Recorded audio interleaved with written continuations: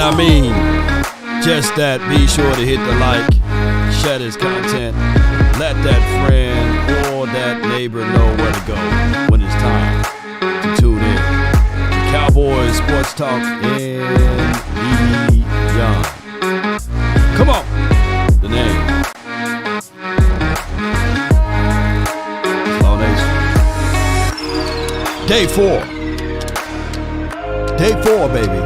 And one thing we all adore, something worth dying for. Dread it, run from it, destiny arrives all the same. Come on. And now it's here. It's here, baby. Or should I say? Yup.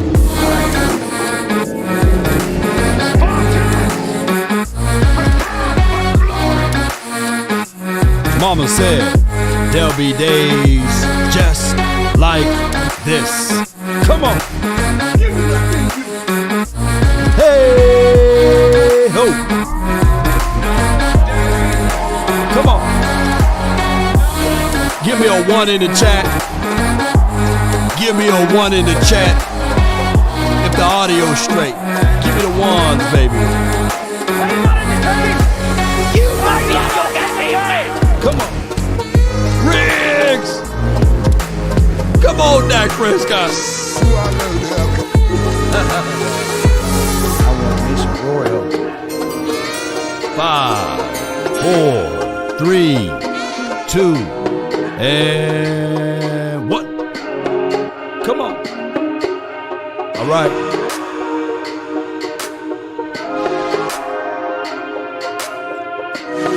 Cat Williams, where you at too, man? Cat Williams, let's go.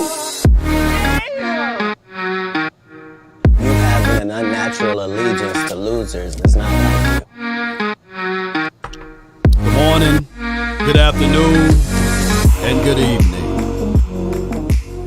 Cowboys, salute to all, man. Appreciate you all for being who you are. The Dallas Cowboys heading into this 2024 season, rocky. It's a roller coaster ride. You know, everyone wants to be right. Everyone, have a reason, but results are what matter.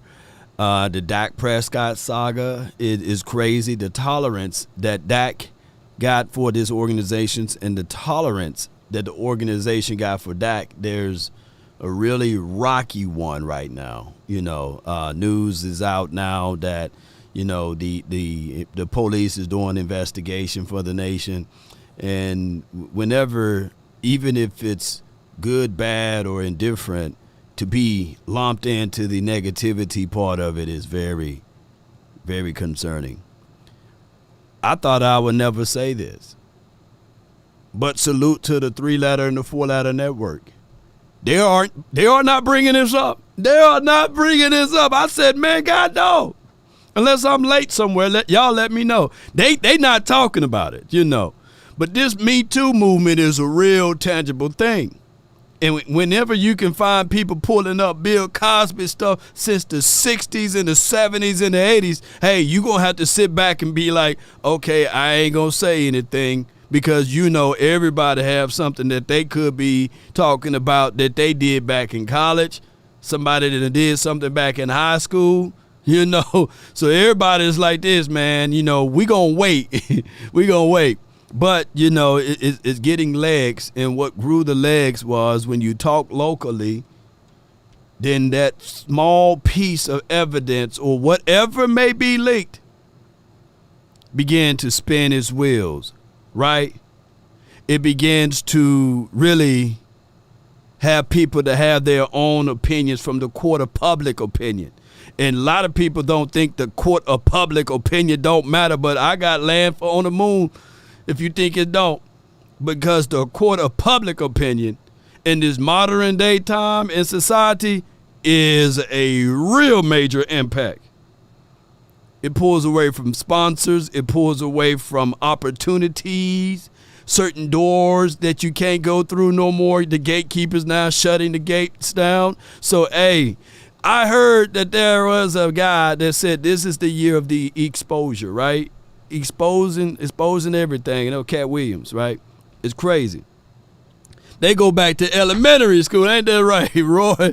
Yeah, and all we want is football, man. We just want to talk about football. We want to talk about this dude, Eric Kendricks, on how he can be an impact for this team and how we can finally have a guy who's not afraid to shoot through a gap, who can understand the philosophy of this defense and also take away of what the opposing team is trying to do, and we need that. We needed that last year. We are a team that moves, but we move so slow. We're not a bad team, ladies and gentlemen. We still a playoff kind of caliber of team, right? But my thing is, when you cheat on the test and when it's time for you to take the ultimate test, it comes out. And that's what we've been saying. And ladies and gentlemen, I foresee us going back to the playoffs, but if we don't make the small moves, we're not going to make the deep runs. There's a reason why the MVP of the year last season said, hey, give me more. Don't take away. I need Derrick Henry.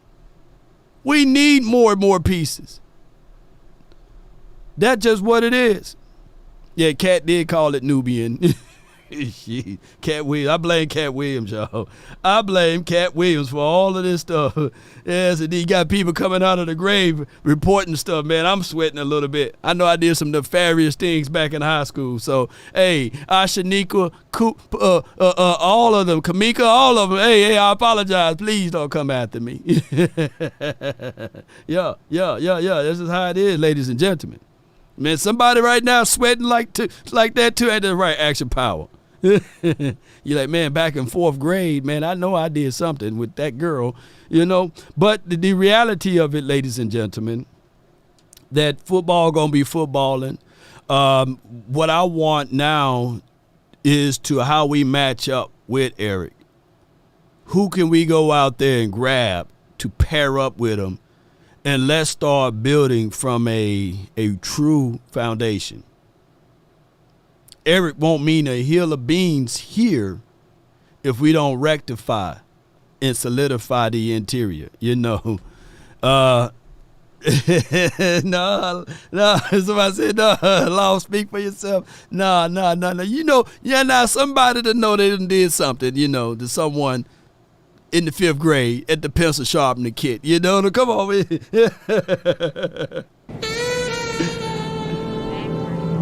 Come on, man. Riggs!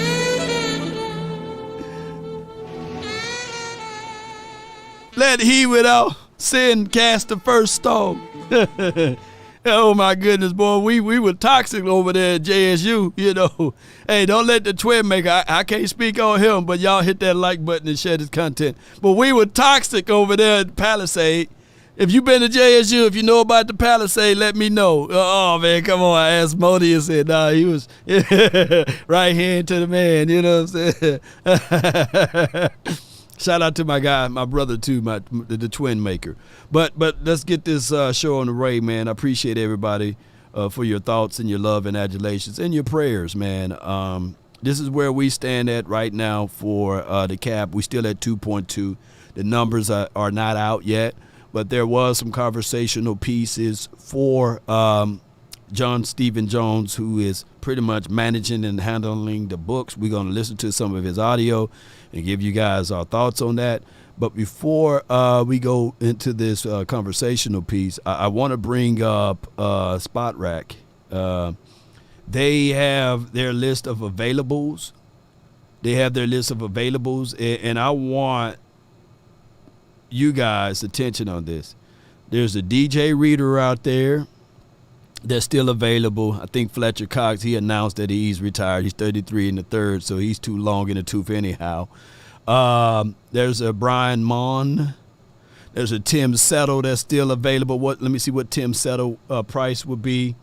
He's $3.7 million. So that's a situation for us. That's a possibility, right?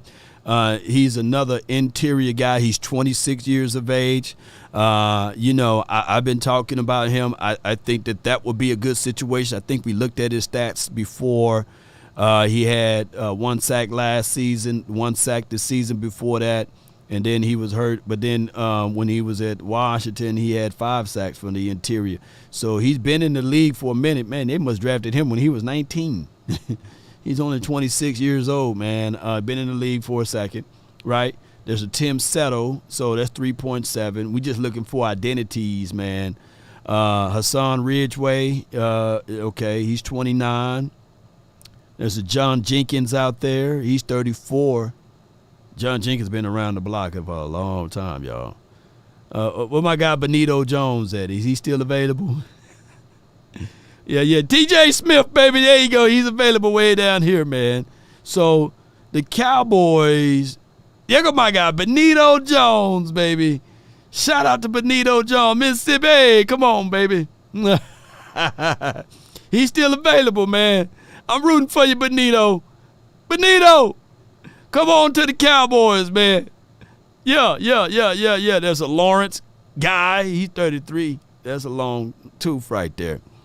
So what I'm saying is basically that there are some big boys. Linval Joseph. Now, that's a long tooth. Can't get him an apple. Can't give him an apple. No way. So Jerry Tillery, yeah. So there are guys, man, that you can still bring in if you're looking at it from the low end of the salary cap aspect of it. There are still guys, because what I want ultimately, of course, we're praying and we're hoping, HOPE, write this down. Hold on, pain is ending. That's what hope stands for. We are hoping that Mozzie can gain about 30 to 40 more pounds back, right? And we are hoping that he have a better turnout than what he had last season. Right? Now, we are wishing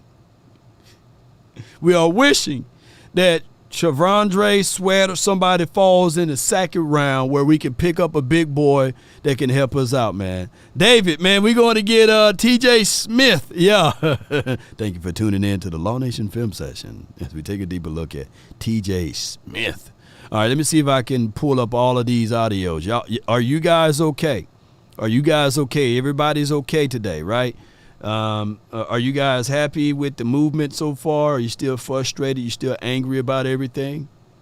Are you still frustrated or are you still angry about everything? Are we going to ever get beyond this, ladies and gentlemen, before we pull this audio of Stephen Jones? If so, if you guys are happy about everything or okay with everything, even if you're mad, just hit that like button so we can continue to talk about this. They said the engagement's been really low. And I love y'all, but I want to get paid through the likes, man. So if y'all can hit that like, share this content, that's all I ask, man. I don't ask for a lot. All I ask. That's all I ask, baby. So if y'all can do that for me, that'll be a plus, man. All right, let me find the audio and stuff. Appreciate y'all. Here you go. With our cap situation, we're, moving some things around, trying to, make sure where we want to allocate things. And, the more we visited about it with him coming, obviously he was one of those guys that was released late. And, but being, playing under Mike and Paul, certainly influenced us in a big way.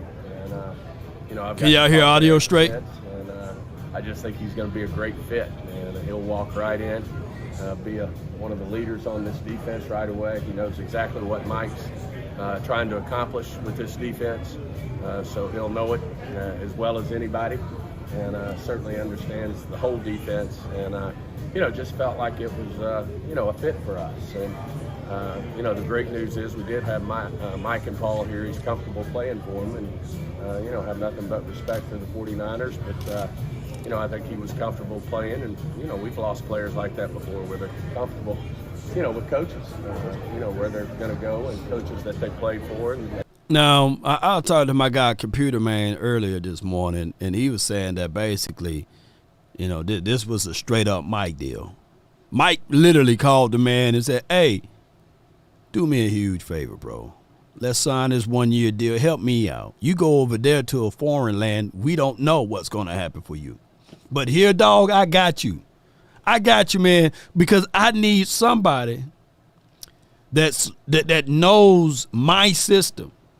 So when I'm barking, that you can be that ally to me, man. That's all I need right there. I need to have somebody in the house with me, man. And where my guy Mike at? Come on, Mike. Come on.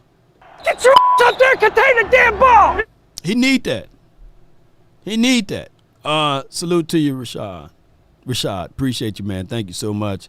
Member for 12 months. Platinum level 3 message, man. Keep pushing law, a.k.a. the voice of the people. I appreciate you, man. I appreciate you, bro. Thank you so much, man.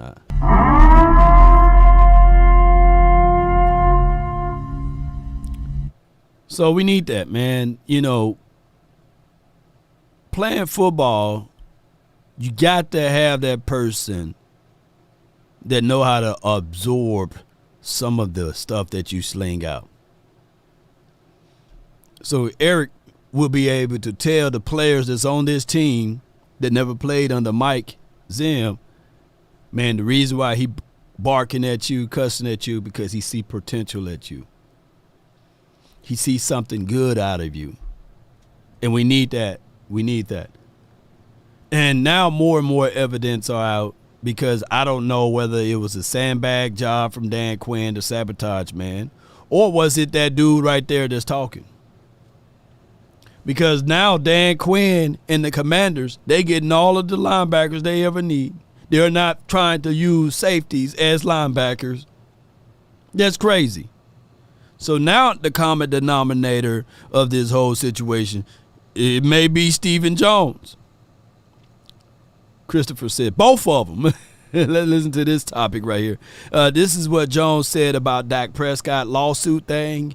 And he said that, hey, it has no impact on the contract negotiations and allegedly and all of that stuff. Let's listen to what he said. No, we visited with Dak about that, and it's certainly a legal matter, so it's something we can't comment on. He said something he can't comment on. Because at the end of the day, when we look at Michael Gelkin, he did report this earlier from John's account or what have you. He said the two police investigations, I can't read today, are now happening, concurrently in Prosper. Police are investigating the Cowboys quarterback, Dak Prescott. Claim he was extorted, right? And the Dallas police are investigating the woman's claim she was sexually assaulted back in 2017. Now, I don't know the career path of the young lady, but alleged this happened outside of a strip club. So more and more details is coming around, and then you have this shop right here of ML football. They are saying the same thing, breaking news or what have you. Dallas police are now investigating. The thing is, when I call out wee-woo stuff, is that it grew its legs. It grew its legs. Where? At 105. And I'm not saying that 105 made Dak Prescott do whatever happened in 2017. I'm not that dude. I look at it from a fair and balanced approach. I'm not afraid to talk about anything, but all I'm saying is equally, why would you give it life and legs? Because I can literally say that Me Too movement, man, got everybody, all of the fellas, man, whoever been out anywhere, man, is now, look, sitting up like this. Now they got an app. It's called a portable NDA, and you can download it on your phone, fellas. Look, we're going to have to be the movement of the people to support these type of apps, whereas it's a portable NDA, when it's a situation, and when you're dating a Swedes or what have you, and things go sour, 15, 20 years from now, you just pull out the phone and be like, all right, the Cosby treatment, I see you, Tony. Yeah, I pull out the phone and say, nah, according to this NDA, yeah. Because people talk about what they want to talk about. It's a smear campaign because they ain't talking about this. Ain't nobody, shout out to Dallas, the Lone Star rate, you know what I'm saying? Trials in sexual assault lawsuit against the Dallas Cowboys owner. Nobody talking about this. They didn't bring this up. Oh, they delayed it, But it is what it is. Because we know why. You know, they can't stop us over here for talking. But let me play this one more time. The Cowboys fans want answers today. What answer do you have for how this team is playing right now? We're not playing very well. Are you embarrassed? Are you embarrassed as an organization about how the team is playing? Get your damn act together. That would be the first thing that would have happened, you know. And this is an open case right now. They pushed it back. We ain't talking about the kids. We ain't talking about the illegitimate child. We talking about something else. But this is what people gonna fill me in my inbox. They say, hey, Lord, look at this right here. You know, they ain't gonna bring that up, but I get it. When you mudsling, you know, somebody, when it hit the fan, everybody gonna get messed up. Old folks say this, well, good for the goose is good for the gander. I know I'm from Mississippi. I know I'm teaching y'all some Mississippi stuff. Mud is easier to get off once it's dry. Y'all know what that means? Write it down. Mud is easier to get off once it's dry. Because when mud is on you and you're trying to wipe it off, you just smeared it around. You make it messier. Evidence and stuff that you're supposed to be able to talk about is missed and gone. But you got to wait for it to dry before you dive in it. I'm not finna dive into this conversation. It don't benefit me at all talking about Jerry Jones and his trial and his sexual assault lawsuit against, you know, some of that situation there. It makes no hill of reasons for me to talk about that. Y'all get what I'm saying? Wink, wink. You know. But if I want to sully and denigrate, cast aspersions upon someone, yes. And the poor lady, I think that the women that should be absolutely upset and angry, that absolutely went through those type of things, and I don't know. I can't speak upon 2017, but the actual women that was assaulted sexually, right?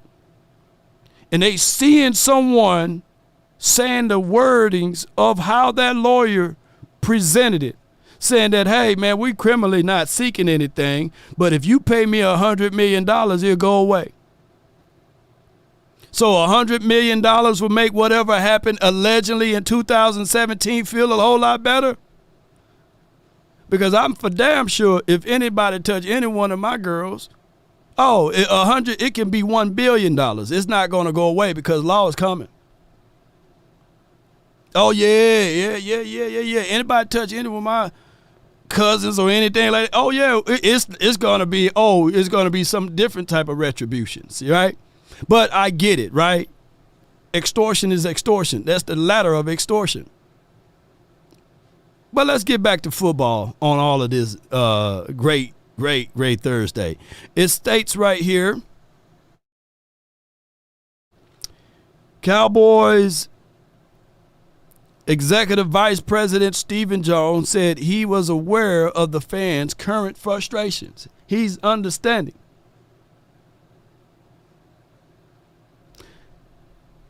Of our frustrations with the franchise, let's listen to what he had to squabble with.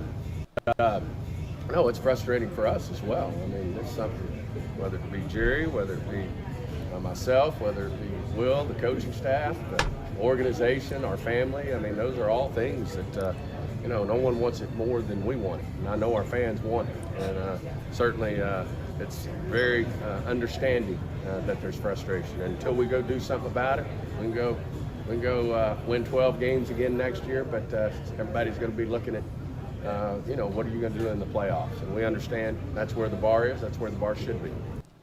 What we are saying as fans, and what we absolutely know as fans, that even those who despise Dak Prescott and those who support Dak Prescott, we all know that Dak by himself can't win the games in playoff time. He can't. And that's cold, hard truth. That's cold, hard truth. There's no hate upon the man. There's no spit upon Dak.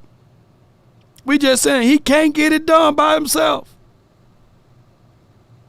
Neither did Troy. He couldn't get it done by himself. Nor Roger Staubach. It takes a complete team. It takes a team in 2021 not to have 14 penalties. 14 penalties? And we still had the expectation to win that game. 2021, when I look back, if y'all go back and really look back at that situation, it was a home game against the 49ers. What was the final score? Did they blow us out? No, they didn't blow us out. But man, oh man, if you take away the 14 penalties, if you play better, man, if you had more and more opportunities. And then 2022. Oh my goodness. We literally went in looking for revenge. Revenge tour. Revenge tour. We was on our way. And it was a prime example of being praised one week and hated and spit upon the next week. We retired Tom Brady. Before the game, even the Prescott pundits, you know, the people that hate Dak Prescott, they were saying, oh man, he's one and done. The team is going to lose. They never, who remember that? They never beat Tampa Bay. With, well, not Tampa Bay. They never beat, Tom Brady. They never beat Tom Brady. They were bringing in all artifacts, relics, and everything. This is a guarantee now. On the road, the Cowboys about to choke. We went in there and silenced the critics in 2022.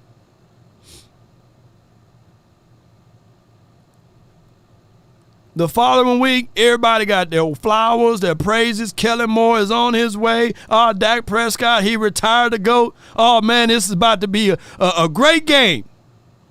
And then that week, who remember? It was a short week. Short week.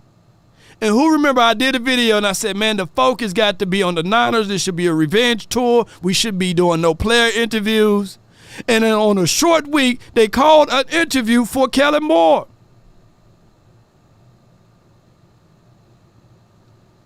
I said, no, man, you don't need to do that right now.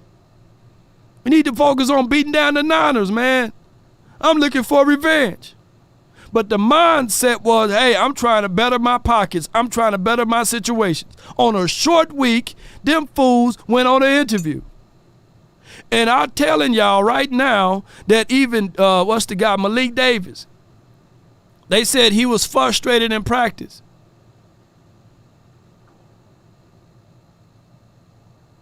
So they sent him home. We go up against the 49ers unfocused. Kellen Moore was thinking about, hey, I'm in my bag now, man. I'm finna go to another team. I'm about to be the head coach for somebody. I think at that time they were interviewing for the Miami job, a whole bunch of other stuff. He ended up not getting a head coach job. It's a true story, right hand to the man. He got a coordinator's job.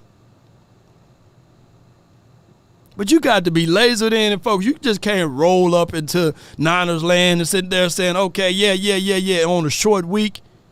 We didn't do any of the same game plan that we did the previous week. The kicker couldn't hit water if he fell off a god doggone boat that day, that game too, the previous game. We were worried about the kicker.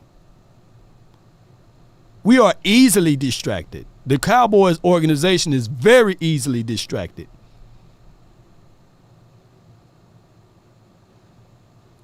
Somebody gonna say, hey, man, so now you're gonna blame the game on the coordinators, man, not Dak and all of this? Man, a focused mind, you got to be locked in and laser. We just seen the Chief lift up a Lombardi trophy. Nobody asked for that coach to be for a head coach there. Nobody pulled that coach to the side and said, hey, man, we want to interview you, Spags, the defensive coordinator. We need to see how you get this defense to be top 5.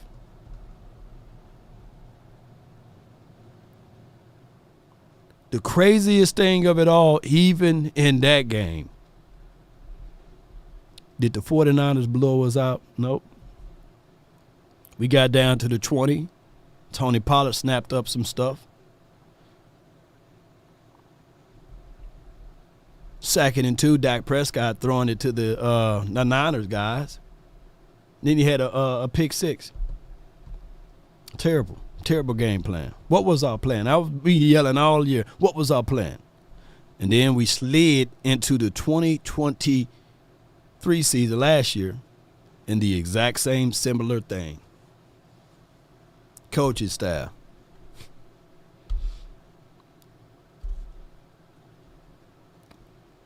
Was worried about what he's going to do now. What is Dan Quinn doing now? Y'all think it was about an element of surprise that all of these guys he's reaching out to, saying, hey, I got you back. I came back not for the team, but for the players. Shoot. But somebody going to argue and say, no, man, they were prepared, man. They wanted to. They were very much so prepared to play against Green Bay. I got to land on that moon again for sale. All right, so here's Cowboys Executive Vice President Stephen Jones when asked about Dallas' plan and free agents going forward.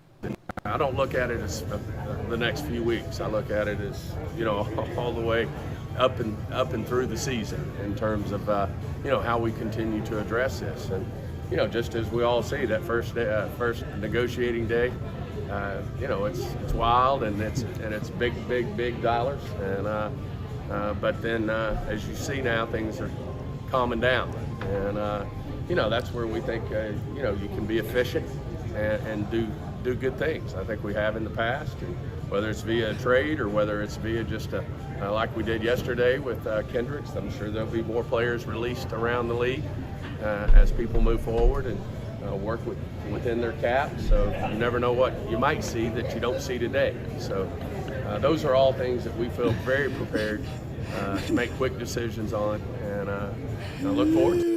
My God, man. Oh, my goodness, man.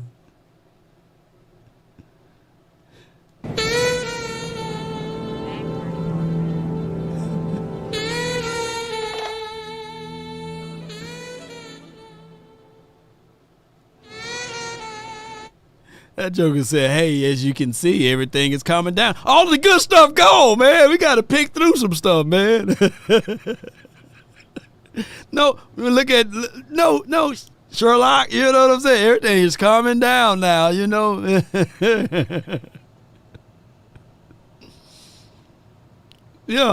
man, everything,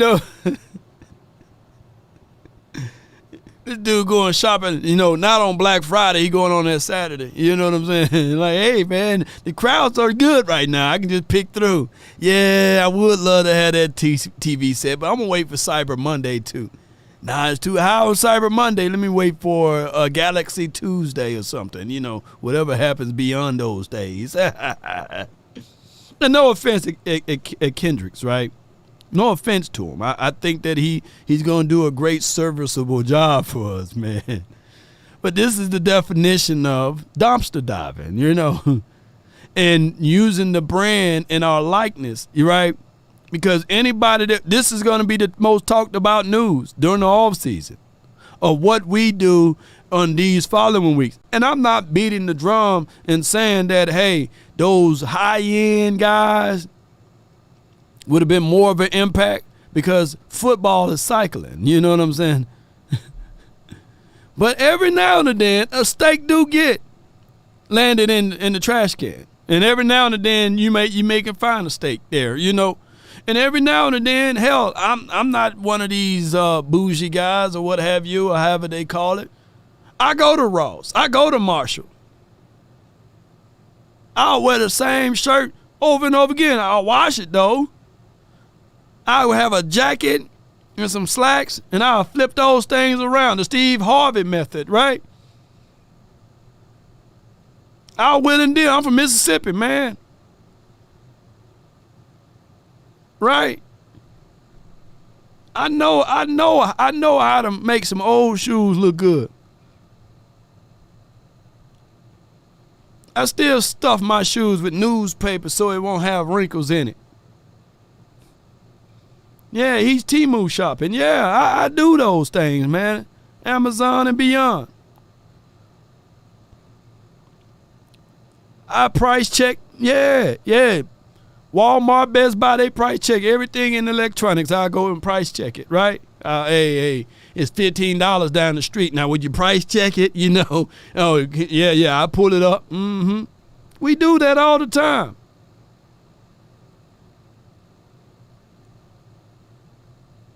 Ain't nothing wrong with buying a used car. We do it all the time. We ain't no different. But make sure it's certified. And check the Carfax too.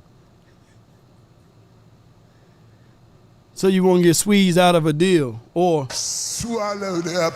Yeah, you don't want to get swallowed up. You know, used car, sure. I don't want no brand spank new car. When Universal Studios open up here in Frisco, I won't be the person that ride those rides on the first day. I'm gonna wait.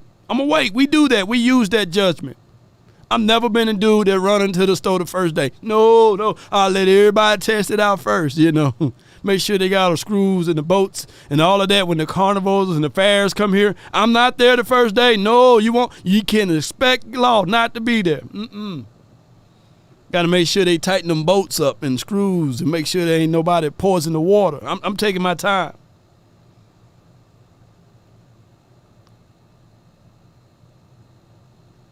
But the Jones family refuses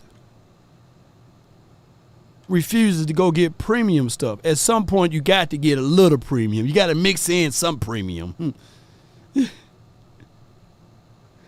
All right, Cowboys executive vice president or VP, Stephen Jones, on Dak Prescott cap number and has it impacted of what they wanted to do in free agency. But before we do that any further, let me read out this super chat. I appreciate y'all. Brian Burns, $30 million a year is a joke. Ooh, that is jokely. Giants, there should be no excuses. See, our problem is not like the Giants. They don't have a real quarterback there. Say whatever you want. Dak Prescott definitely ain't Daniel Jones.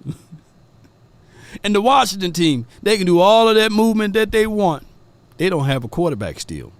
I'm not worried about Washington, for those who need to know. The Eagles may give us a little fight here and there, and the Eagles always going to be competitive. Matter of fact, in the 90s, the Eagles were a very competitive team. They always compete. 2000, they had that era, from 2000 to 2010. They always compete. Hands down, the Eagles are always been a heavy dosage of competition. They always competed against us. So I'm not worried about the Eagles. They should be molding us ready to get into the playoffs or what have you. What happened to the motivations of this team when it counts in the ownership? We got to get better. This is from Travis Fitzpatrick. I thought you was Travis Frederick for a second. I was like, hey, Trav, man, what's good with you, man? Yeah. Appreciate you for your support, man. I thank you so much. Yeah. Let's get back to this conversational piece about Dak Prescott and his cap numbers. No, the cap number, it's so overblown in a given moment because you have to look at a cap, what the situation's going to look like, not only this year but next year. When you have to, if you have to franchise because you're having a tough negotiation, not unlike we had with Dak 3 years ago. You've got to be able to account for all things. But no, I feel like we're able to cut and shoot. Dak's been willing to work with us. We've had great discussions about him and his contract. Travis Fitzpatrick, $19.99. What happened to the motivation of this team when it counts and the ownership? We got to get better. Appreciate you again. The AI had to speak on that. She's a little late, but I appreciate you, Travis, again. I would say this. We'll find out down the stretch. And I see my guy, Eastside Harold. Don't block him, y'all. I just want to give a shout out to him, man. Respect is respect. I respect what the Texans are doing in the offseason and preparing and surrounding CJ with a running back, good defense. And they probably still go out in the draft and draft a another wide receiver with Tank Dell and Nico. Is it Collins, right? Yeah. They may still do all of that, and you guys should be y'all in that window. All I can say is take advantage of your quarterback being on that rookie's contract and see what can happen. Now, the only thing is I did see him with what was that girl name with the Kanye and them and everybody been with, what's her name, Amber, whatever, I forgot her name. I did see him with her. He better stay focused now. Yeah. He's all in on working with us, and we've had, personal discussions with Dak as well. So, other than that all we'll say about our negotiations with him. We want to keep those private and, won't get into timelines or anything like that, but certainly a priority of ours. The priority of us, man, we supposed to have this deal done on the front end so we can move super efficiently. We got $2 million, man. Oh, Amber Rose is her name. So, hey, CJ, stay focused, man. Amber Rose may be looking for a Drea situation, So, CJ, all you got to do is stay focused down there in Texans. And don't go to those massage parlors, man. Hey, just stay focused, man. Stay lasered in, man. We like you. And people fail to realize CJ Comp was Dak Prescott, or is, or however that goes. They compared him coming out of college to a Dak Prescott. So JB too says Amber Rose ran through like throwing a hot dog down a hallway, boy. No walls. It's just yeah. You better watch out, man. All right, no shade at him though. Swallowed up. Yeah.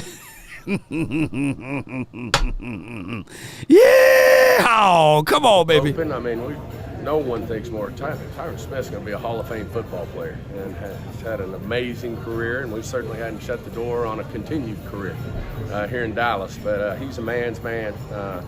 He's one of the great left tackles to ever play the game. No one's feels better about Tyron Smith than this organization, whether it be Jerry, whether it be myself, the coaching staff, Will McClay. Have nothing but big-time thoughts about Tyron and what he's all about. So Tyron, we still owe $6 million on the books for him. I know if no team pick him up, we talked to my guy Dak Attack. Shout out to my guy Ray Podcast. We talked about this. The video gonna come out soon. We talked about with Tyron Smith is that basically I don't think anyone is equipped to have those type of things as it relates to no practicing at all for that week. Now, I'm not banging on the table for him to come back, but I'm banging on the table for us to make sure that if you're going to roll with this 2024 season without him, just make sure you replenish and replace. Replenish that particular spot where he's gone and make sure you have substance that can replace what he was able to do playing-wise. That's all I'm saying,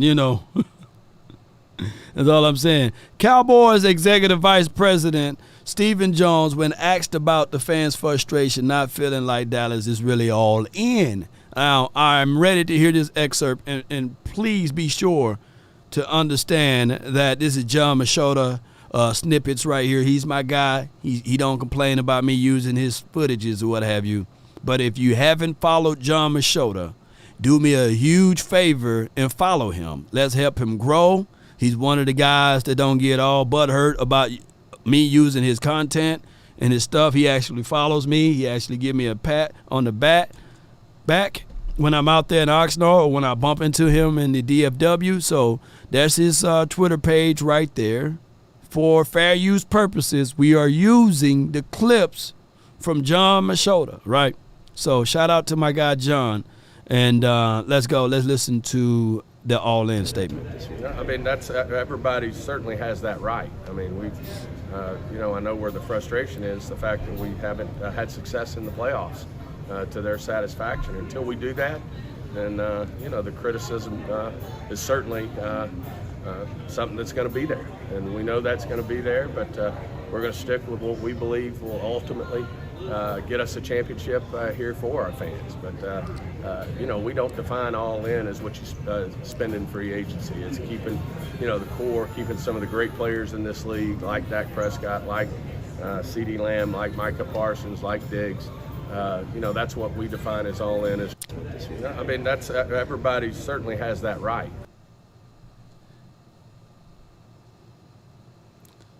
Contradiction, man. If you define going all in, and it's not just in free agency, I get that. But you said you defined it as keeping your players like the Dak Prescott, CeeDee Lamb. And I know, yeah, it's bull sugar. Yes, indeed. You put bull sugar all in the chat. But the very much so thing that you're saying is not done. The Lamb contract, should have been done a year ago. Today's price is not, tomorrow's price is not today's price. So, of course, as they say, yesterday's price is not today's price. So however you want to look at it and say it, even my guy CeeDee Lamb would have been cheaper on the books if you went on ahead and paid him last year. So it's bull sugar, man. You better look. When I saw Lamb do that Michael Irvin record, broke it and shattered it into 1,000 pieces, I would have been saying, you know what? Get Lamb agent on the phone right now. He's busy. Get him on the phone. Tell him I'm Jerry Jones' son. I need to go ahead and ink this deal now. I can't wait no longer. I got to get in front of this before Jefferson get paid or anyone else. The moment I heard Hurts start doing his negotiation, I would have picked up the phone and said, hey, Todd France, right now. Right now, Todd France, hey, man, Jalen Hurts about to get paid, and I want to let y'all know that I really trust and believe in this particular quarterback here. He came through, fought through a broken hand or what have you, and we still made it to the playoff. We won a playoff game. Let me go ahead and ink this deal right now. But they sat down on their hand. What you think, y'all? What do y'all think? I've been saying this for a minute. Do you literally think that Dak Prescott going to have a worse year than he had last season? Or he's going to have the at least equivalency of what he did last year or better? So what you're doing is, if you go into this season, and I know people ready for Dak to go. I get all of that. But what you're doing here is literally betting the odds that he's going to have a worse year. Yeah, I like the way my guy put it down in the chat, Chris Blunt. Put same in the chat if you think he's going to have the same year. Put better in the chat if you think you're going to have a better year. And put worse in the chat if you think you'll have a worse year. I'm telling y'all, man, this dude is not on the – look, they talked about him. Shout out to my guy, Lord Brunson. He talked about regress Scott or what have you. I said, dude, with a broken thumb, if you really look at the stat line, and I get it, playoff win is a major thing. He didn't regress. He had a broken thumb. And then last year, he literally had a great year, as far as from a stat line, unfortunately. Let me see. Gilbert is saying that he's going to have a worse year. Okay, now if we quantify worse, think about this. He didn't get on the same page with Lamb until week 6 and 7, with Mike McCarthy calling the plays. I'm quite sure, if I'm a betting man, he's going to already be on the same page with Lamb now, because Mike McCarthy out the chute is going to already know what's working for those boys. It's equivalent to us to think that Lamb is going to fall off the face of this earth too. So in order for you to bank that Dak Prescott is going to have a worse year than what he had previously, is that all of a sudden, and I get it, the offensive line, okay, Tyron Smith, shout out to him, kudos and credence to him. but now you have a more seasoned Tyler Smith. TJ Bass, you're going to have a more seasoned Bass. Brock Hoffman, there's already people saying that he was stronger and bigger and moving more faster than even Tyler Biadasz. Terrence Steele, he started to come along better last season on the tail end. He's an extra year removed from that ACL thing, whatever he had tore up. Organically speaking, Zach Martin is not thinking about holding out this year. He's at practice. He's already working with Duke Manyweather. Around this time, Zach Martin was talking to Mama Martin, and she was saying, hey, baby, you got to change something with this salary situation. You got to get more money based upon your circumstances. And Zach Martin was like, he was holding out. So organically speaking, even at face value, this offensive line should be, the operative word, better than what they were last season, believe it or not. I'm only talking offensively. The things that's moving away from this team been defensively. So all I'm saying is, man, y'all can bet and say, hey, he's going to have a worse season. But I'm putting my money that Dak is still better than Jalen Hurts. He's better than whatever the Washington team can find. And he for dog sure better than Daniel Jones. I could put my money on that one. Oh, come on, man. I can put my money on that one. Yeah. But hey, to each his own. The whole complexity of our attitude can change if all of a sudden you see the Cowboys with the 56th pick, they draft Trey Benson. I mean, that can change your whole mindset, man. You be thinking like, man, all right, yeah, we were mad at first, but now, hey, man, we got a youthful running back, man, a nice running back, or the Breland Allen kid in the third round.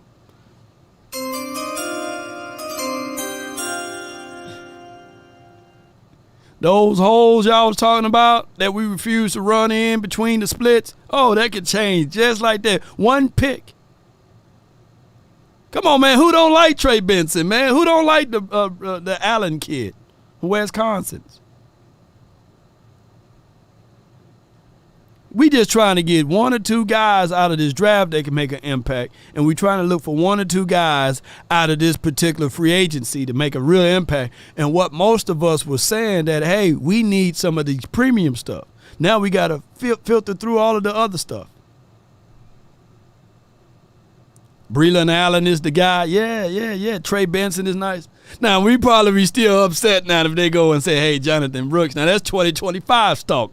Now, they might do that. Let me go back and read the rest of these things, man. Appreciate y'all. Thank y'all so much. And speaking of that, he talks about the running back situation now. You know, I think we're having to make some tough decisions right now. Obviously, I mean, this is an organization that's been built on great backs, whether it's a Tony Dorsett, a Herschel Walker, and Emmitt Smith, a Zeke Elliott, a Tony Pollard. You know, we've been big. Wait. Don't throw the word great around like that. I'm not beating up Tony. I'm not beating him up, but he don't deserve the word great. Now, come on, man. Tony Dorsett, yeah. Emmitt Smith, yeah. Ezekiel Elliott, yeah. Don't throw the word great around like that. You know, I like Tony Pollard. Not as a soloist. And Tony Pollard probably sitting there like, okay, I've got everybody mindset right now. Wait till I go to Tennessee. I want to let Law Nation know that I can be a soloist. I can sing by myself. I don't need to be part of a quartet. Or a duo. Come on, man. You know, I think we're having to make some tough decisions right now. Obviously, I mean, this is an organization that's been built on great backs, whether it's a Tony Dorsett, a Herschel Walker, and Emmitt Smith, a Zeke Elliott, a Tony Pollard. You know, we've been big believers in the backs. I think they bring a lot to the table. Unfortunately, we're at a point where we're having to make some decisions, and in terms of where we allocate dollars.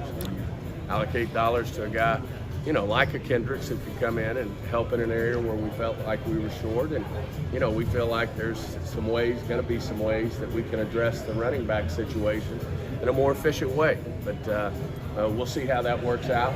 Certainly, a lot to be played out between now and the first game next year. I don't think you win a Super Bowl championship, on the first, second, third day of the league year.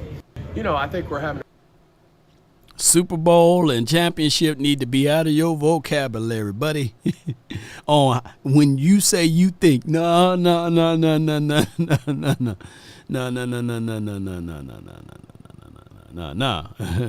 at my guy right here. That's basically, my guy Jacob says, if you really want us to shut up, Jerry, go get Armstead, That would be nice for us, man. Shout out to my guy Jay Tuck yesterday. He spoke upon, the whole moron thing. And he was right. It got over 24,000 views on that. And basically what he was saying, that we never disrespected the Sean and RJ. It was only directed at Mike Balsack. How you say that man's name? But to the defense of Sean and RJ, they gonna take care of their own. They protected their own guy. But at the end of the day, I'd rather be a moron than a B. You know what I'm saying? I came at them heavy, But I don't have to moonwalk back none of my words. Because what I said, I meant it, and I stand 10 toes down on it. That we gonna say what we need to say. Cowboys coach, appreciate you. He says, I like the Shipley kid out of Clemson. Boy is smooth like butter, Yes, indeed. He's smooth. And we are not buying into this tanking thing or rebuild thing. Can you see Jerry Jones letting Dak play this year without having to extend him? I can. That would be surprising to me. The day after they lost to Green Bay, I said they should blow the whole place up. Restart. 3 years in a row, 12 wins. I would have gotten rid of Mike McCarthy. I would have moved on from Dak.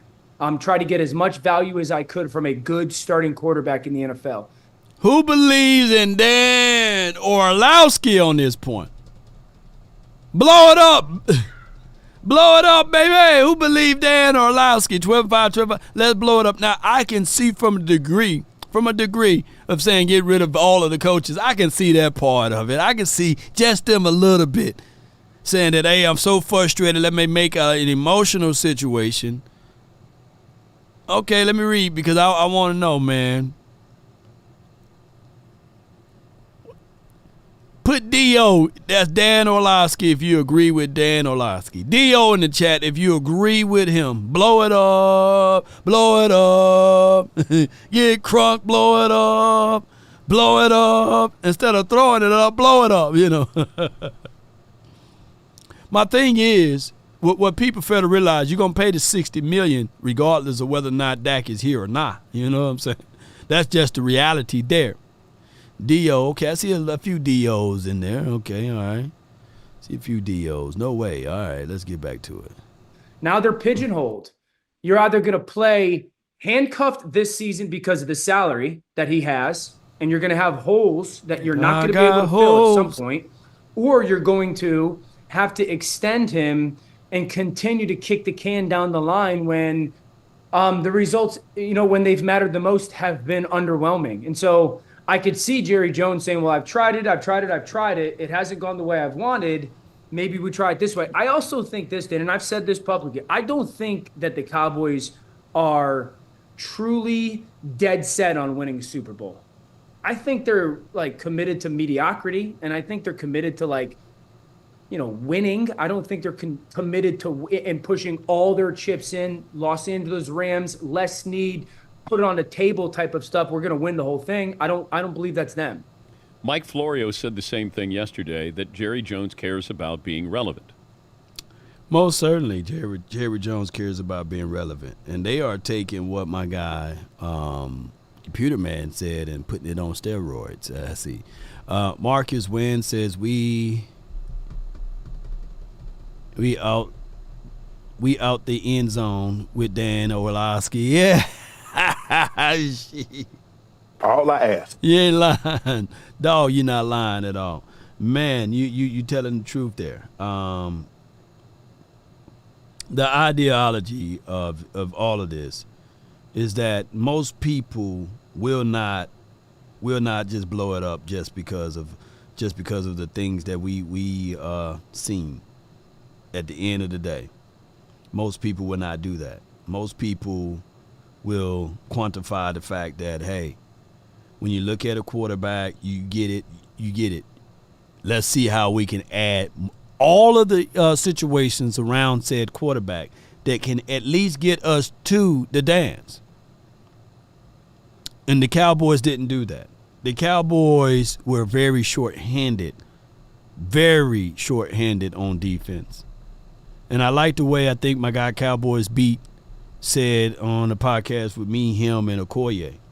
What you guys are asking for is for us to lose better, basically. We couldn't stop the Green Bay Packers at all. Aaron Jones was running an average of 9 yards before contact, baby. When did we ever had in the last 5 to 10 years, I can say 20 years, we had a running back to run and to get those immense amount of yards before contact? When did we ever had a game like that? And we witnessed ours getting chewed out by those particular points there, which was terrible. But let's listen to this guy again. Not necessarily about winning or doing everything it takes to win. He wants to be relevant. So sort of echoing the same sentiment. Yeah, I hear that. I mean, the Cowboys are going to be relevant. I've only worked at ESPN for 6 years now, but they've been relevant all my 6 years. So, I feel like they're going to be relevant no matter what. I just think, and you can't, I got into this with Stephen A. last week. They have a winning culture. They do. They win. It's just that when I look at the other teams, like San Francisco trades for McCaffrey, Philadelphia goes and gets a Saquon Barkley or an A.J. Brown. The Los Angeles Rams make the trade for Matthew Stafford. There's these other teams that we sit there, and it doesn't take a rocket scientist to sit there and go, yeah, they're taking their shot right now, and it just never feels that Dallas takes their shot. So when you quantify that, is that Ford's fault? Put it like this, and I want to know, I just want to get y'all true and honest, God-honest opinion on this. Would we be a better team with a CMC, or we would have been the same? We would have been still 12-5 even with CMC here. Would they be mentioning CMC as also co-MVP? Who else was on the offense that was even equivalent to that?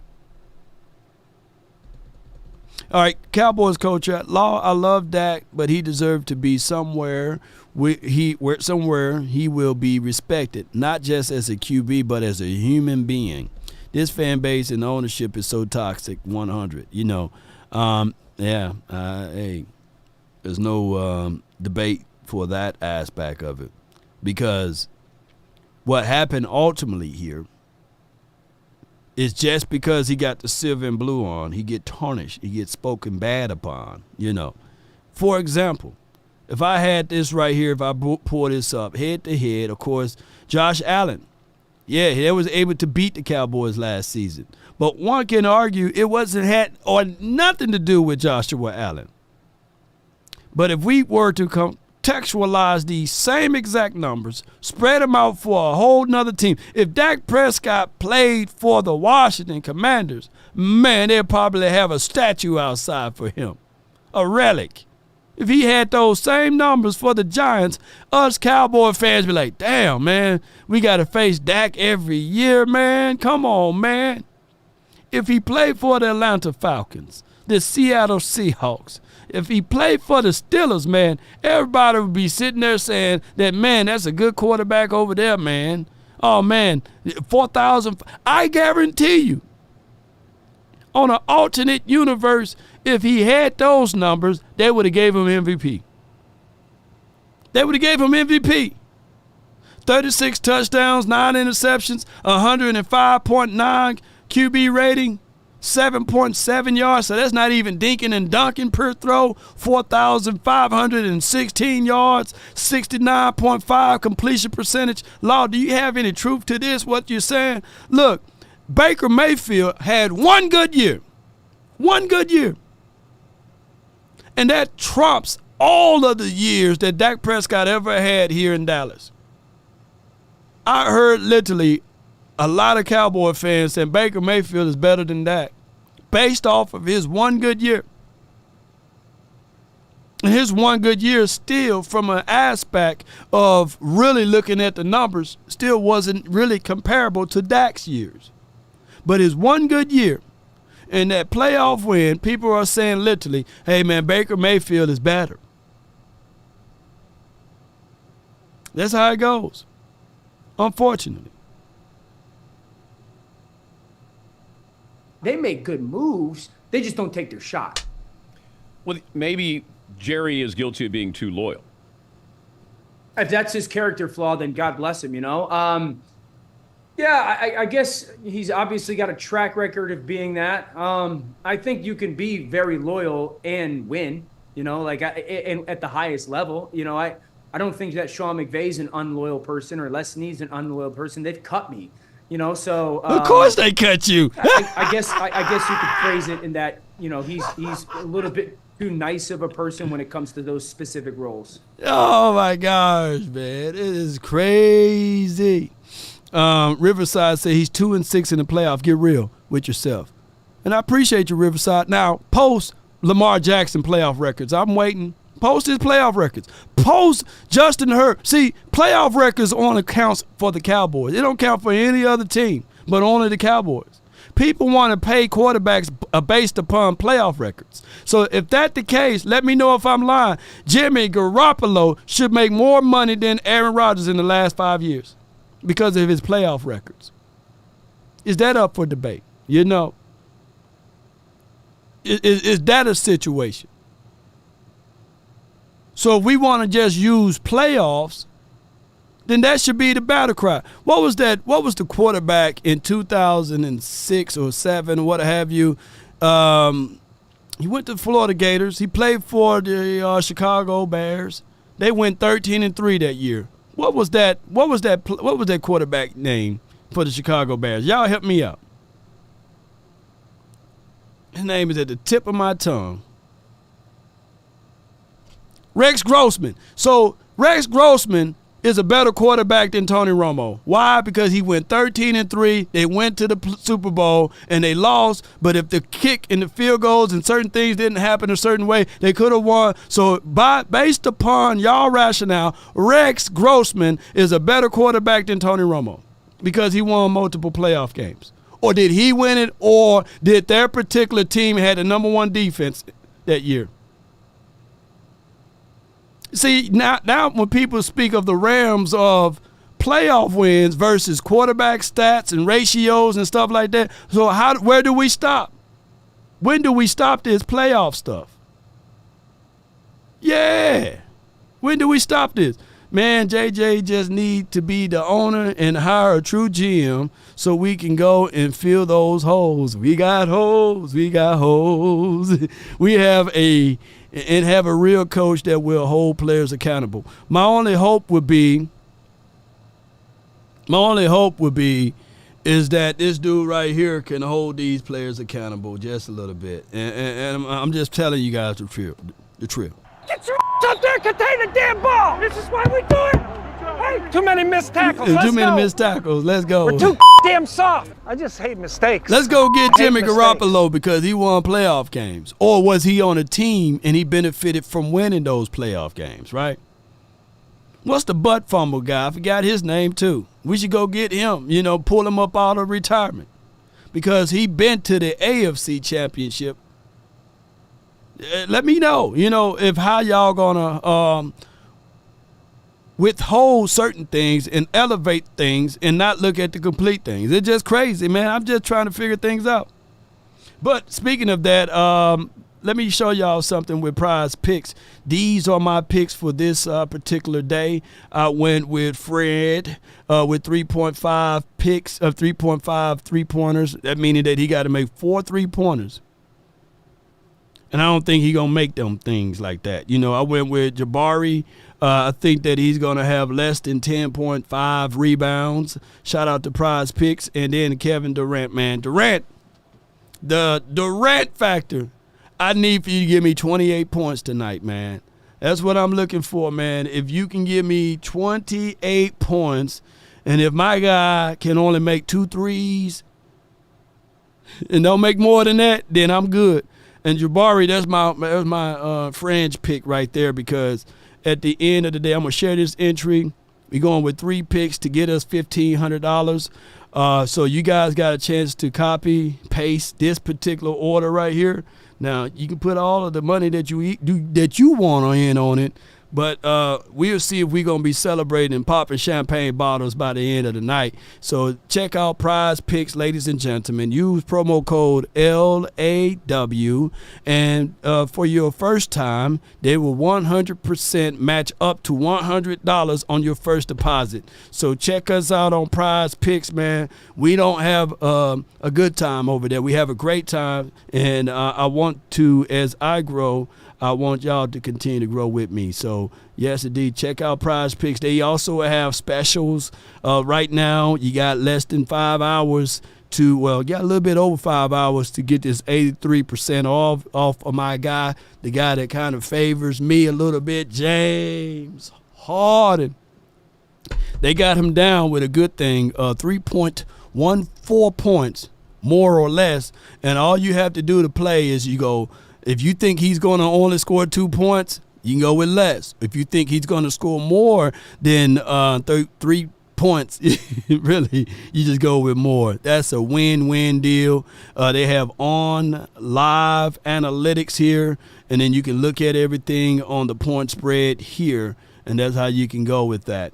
They got Kevin Durant. They have Demons as well as Goblins picks where they match up to 100 times your factors payout. So they have Durant with 29.5. So I'm looking at the scales.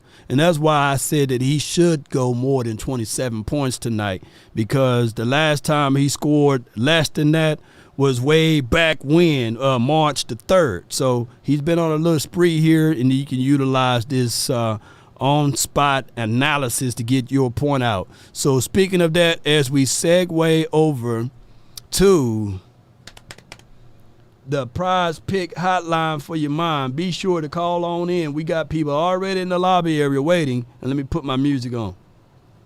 I might do it again. Enemies close, have me thinking they're friends. 10 toes down, I'll be free until 10 toes down now. Outside the city, I don't feel safe in my hands. Took so many years, I'm just waiting for the wins. I'm in debt to no one but the one who took my sins. Come on. I do it for real, there's no reason to pretend. Let's go. I do it once, I do it again. Bam. Add it up. 657-390-7391 is the hotline for your mind. Call on in. Everybody got at least about 2 or 3 minutes. Jump on in with your thoughts, your mindset. Shout out to my guy, Scorpion. Let me see if I can pin your comment so people know what the number is. Come on. Pin it. Let's go. The Cowboys and Jordan Lewis have agreed to terms for a 1-year deal. Keep the veteran player on the Dallas team for 2024. At least. Every time I'm live, we get a signing. So, hey, this 3 days in a row, baby. So, shout out to Jordan Lewis. Although, I think at that nickel spot, I would prefer Bland back inside, and for us to really still bring back Gilly, bring back another veteran outside corner, and let Trayvon Diggs, Bland, and Gilly or whoever it may be to be the veteran corner on the outside. Or we can find another slot DB. I like Lewis. I do like Lewis. I do. But I will take him for a 1-year deal. Experience is experience. Appreciate you, Jay. Thank you so much, man. From the 831, you're live. You're live on the Nature. How are you? Nachos, man. That's good with you, man. Hey, Law Nation, how you doing? It's been a while. Been a minute. Been a minute, bro. Nacho from the Bay over here. From the Bay. I'm only about 45 minutes away from Santa Clara in the 49ers Stadium, but I'm silver and blue, baby. I'm a Dallas Cowboy, true and true. Yeah. Blessings. How are you? You doing good? I'm doing good, man. I can't complain, Chief. Talk to me, man. What's on your heart? Good. So let me tell you, aside from what we know already, or from whether, you hear about, kind of resetting or kind of rebuilding or what have you, whether the talent is or not or what. Obviously, when free agency started, we were not prepared in terms of restructuring contracts, freeing up some money. All that being said, yesterday's signing of Kendricks, I at least brought some sort of excitement to the Dallas fan base. I know it did. Agree. So, I had two players, Law, as kind of like, if you will, like a wishful list, I guess. Okay. Eric, King Henry, and Kendricks were two of the players that I really was hoping that we would go after in free agency. Obviously, we got one. Right. Having said that, I think that, having Kendricks in there now at least gives us that type of attention to detail, a true middle linebacker that can come in there. Obviously, has worked under Zimmer. If I'm correct, he was drafted in 2017. Correct. Right? He got him in the second round. And he can come in there and he can be that orchestrator, that guy in the middle that can line everybody up. Kind of was frustrated at times with our defense and our linebackers, how they didn't have attention to detail and gap assignment at times last year. And now with Kendricks coming in there, he can be that mentor to a young, linebacker that we can draft, in this year's upcoming draft and kind of bring it together. Do you think that, Law, obviously we never splurge in the first week of free agency. We're not shopping at Bloomingdale. We shop at the dollar store these days. But can we go and still get maybe a few more players, maybe an old lineman, maybe another linebacker, maybe a running back in the second week or third week, and kind of plug in some holes so at least we can go on to draft day, not necessarily in a need type of position, more of a best player available option through the draft. Man, that's a great assessment there. I think one area, because I really don't like the leftover centers right now. So I think that the interior aspect of it from the defensive tackles, there are some guys out there that we can help, and then that'll be a build upon, because now you already got your veteran linebacker.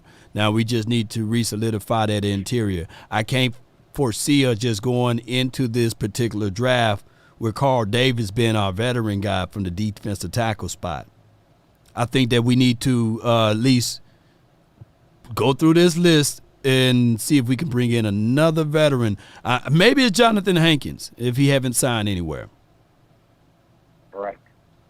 We've lost. We unfortunately have lost a lot of depth, a lot of players that I'm okay with, to be quite honest, just because I think we could also. I think we need some new blood. We need some new players, different talent, a little bit, more attention to detail, maybe more mentally tougher players. So I'm excited about that. Right. I'm thinking a few players I'm going to throw a few names that are still out there. Go ahead. Mm-hmm. Grab the Devin White, DJ Reader, Simmons at safety. Obviously Dalvin Cook, Reed, Dillon, all those rumors that are going out. I hope that they can restructure some contracts and start freeing up a little bit of money and going out there and solidifying a few spots that we've lost that we could use to kind of bring in. At least it'll give us a little bit of retooling and optimism going forward, because for a while there, man, it looked like it might be like a little bit of not so high expectations in 2024. You know? Yeah, I get all of that. It's still March. I already made my wish list, like J.C. Jackson. I like him. I think that he needs to just go with. I just think he needs to go with a team that he can fit in, as far as the philosophy, principle base. I like J.C. Jackson. I like Armstead. These are two guys that we can go out and take a look at.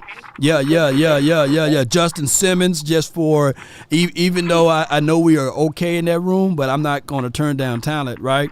And DJ Reader's another guy. Eddie Jackson, that's neither here nor there because of the fact that we already have safeties, just like I said earlier.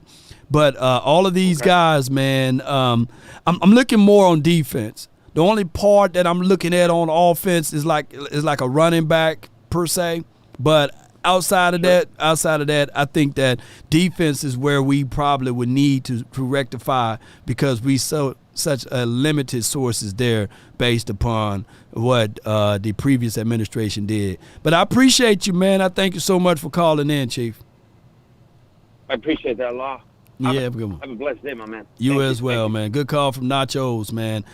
Yeah, I'm more of like, hey, let's go through this list. Let's see what we can get from a defensive perspective. From an offensive deal, if it's not offensive line or if it's not really the running back, let me see what running back is out there now that's available. Because at the end of the day, we can always use a running back. And let's see what's on this list. Bear with me, y'all. According to the availables, left is slim picking. Patterson, Cordell Patterson, that's a long tooth. Madison, that's a long tooth. Well, not a long tooth, but that's I don't know why I said long tooth now. But he is a guy that's pretty much, I would rather have Snoop Connor or whoever we have now. Zeke is still out there. He's only 28. Clyde Edwards, hilarious, right? He's 24. The guy's still young. He's out there. Boston Scott, we already got our Boston Scott, a short guy.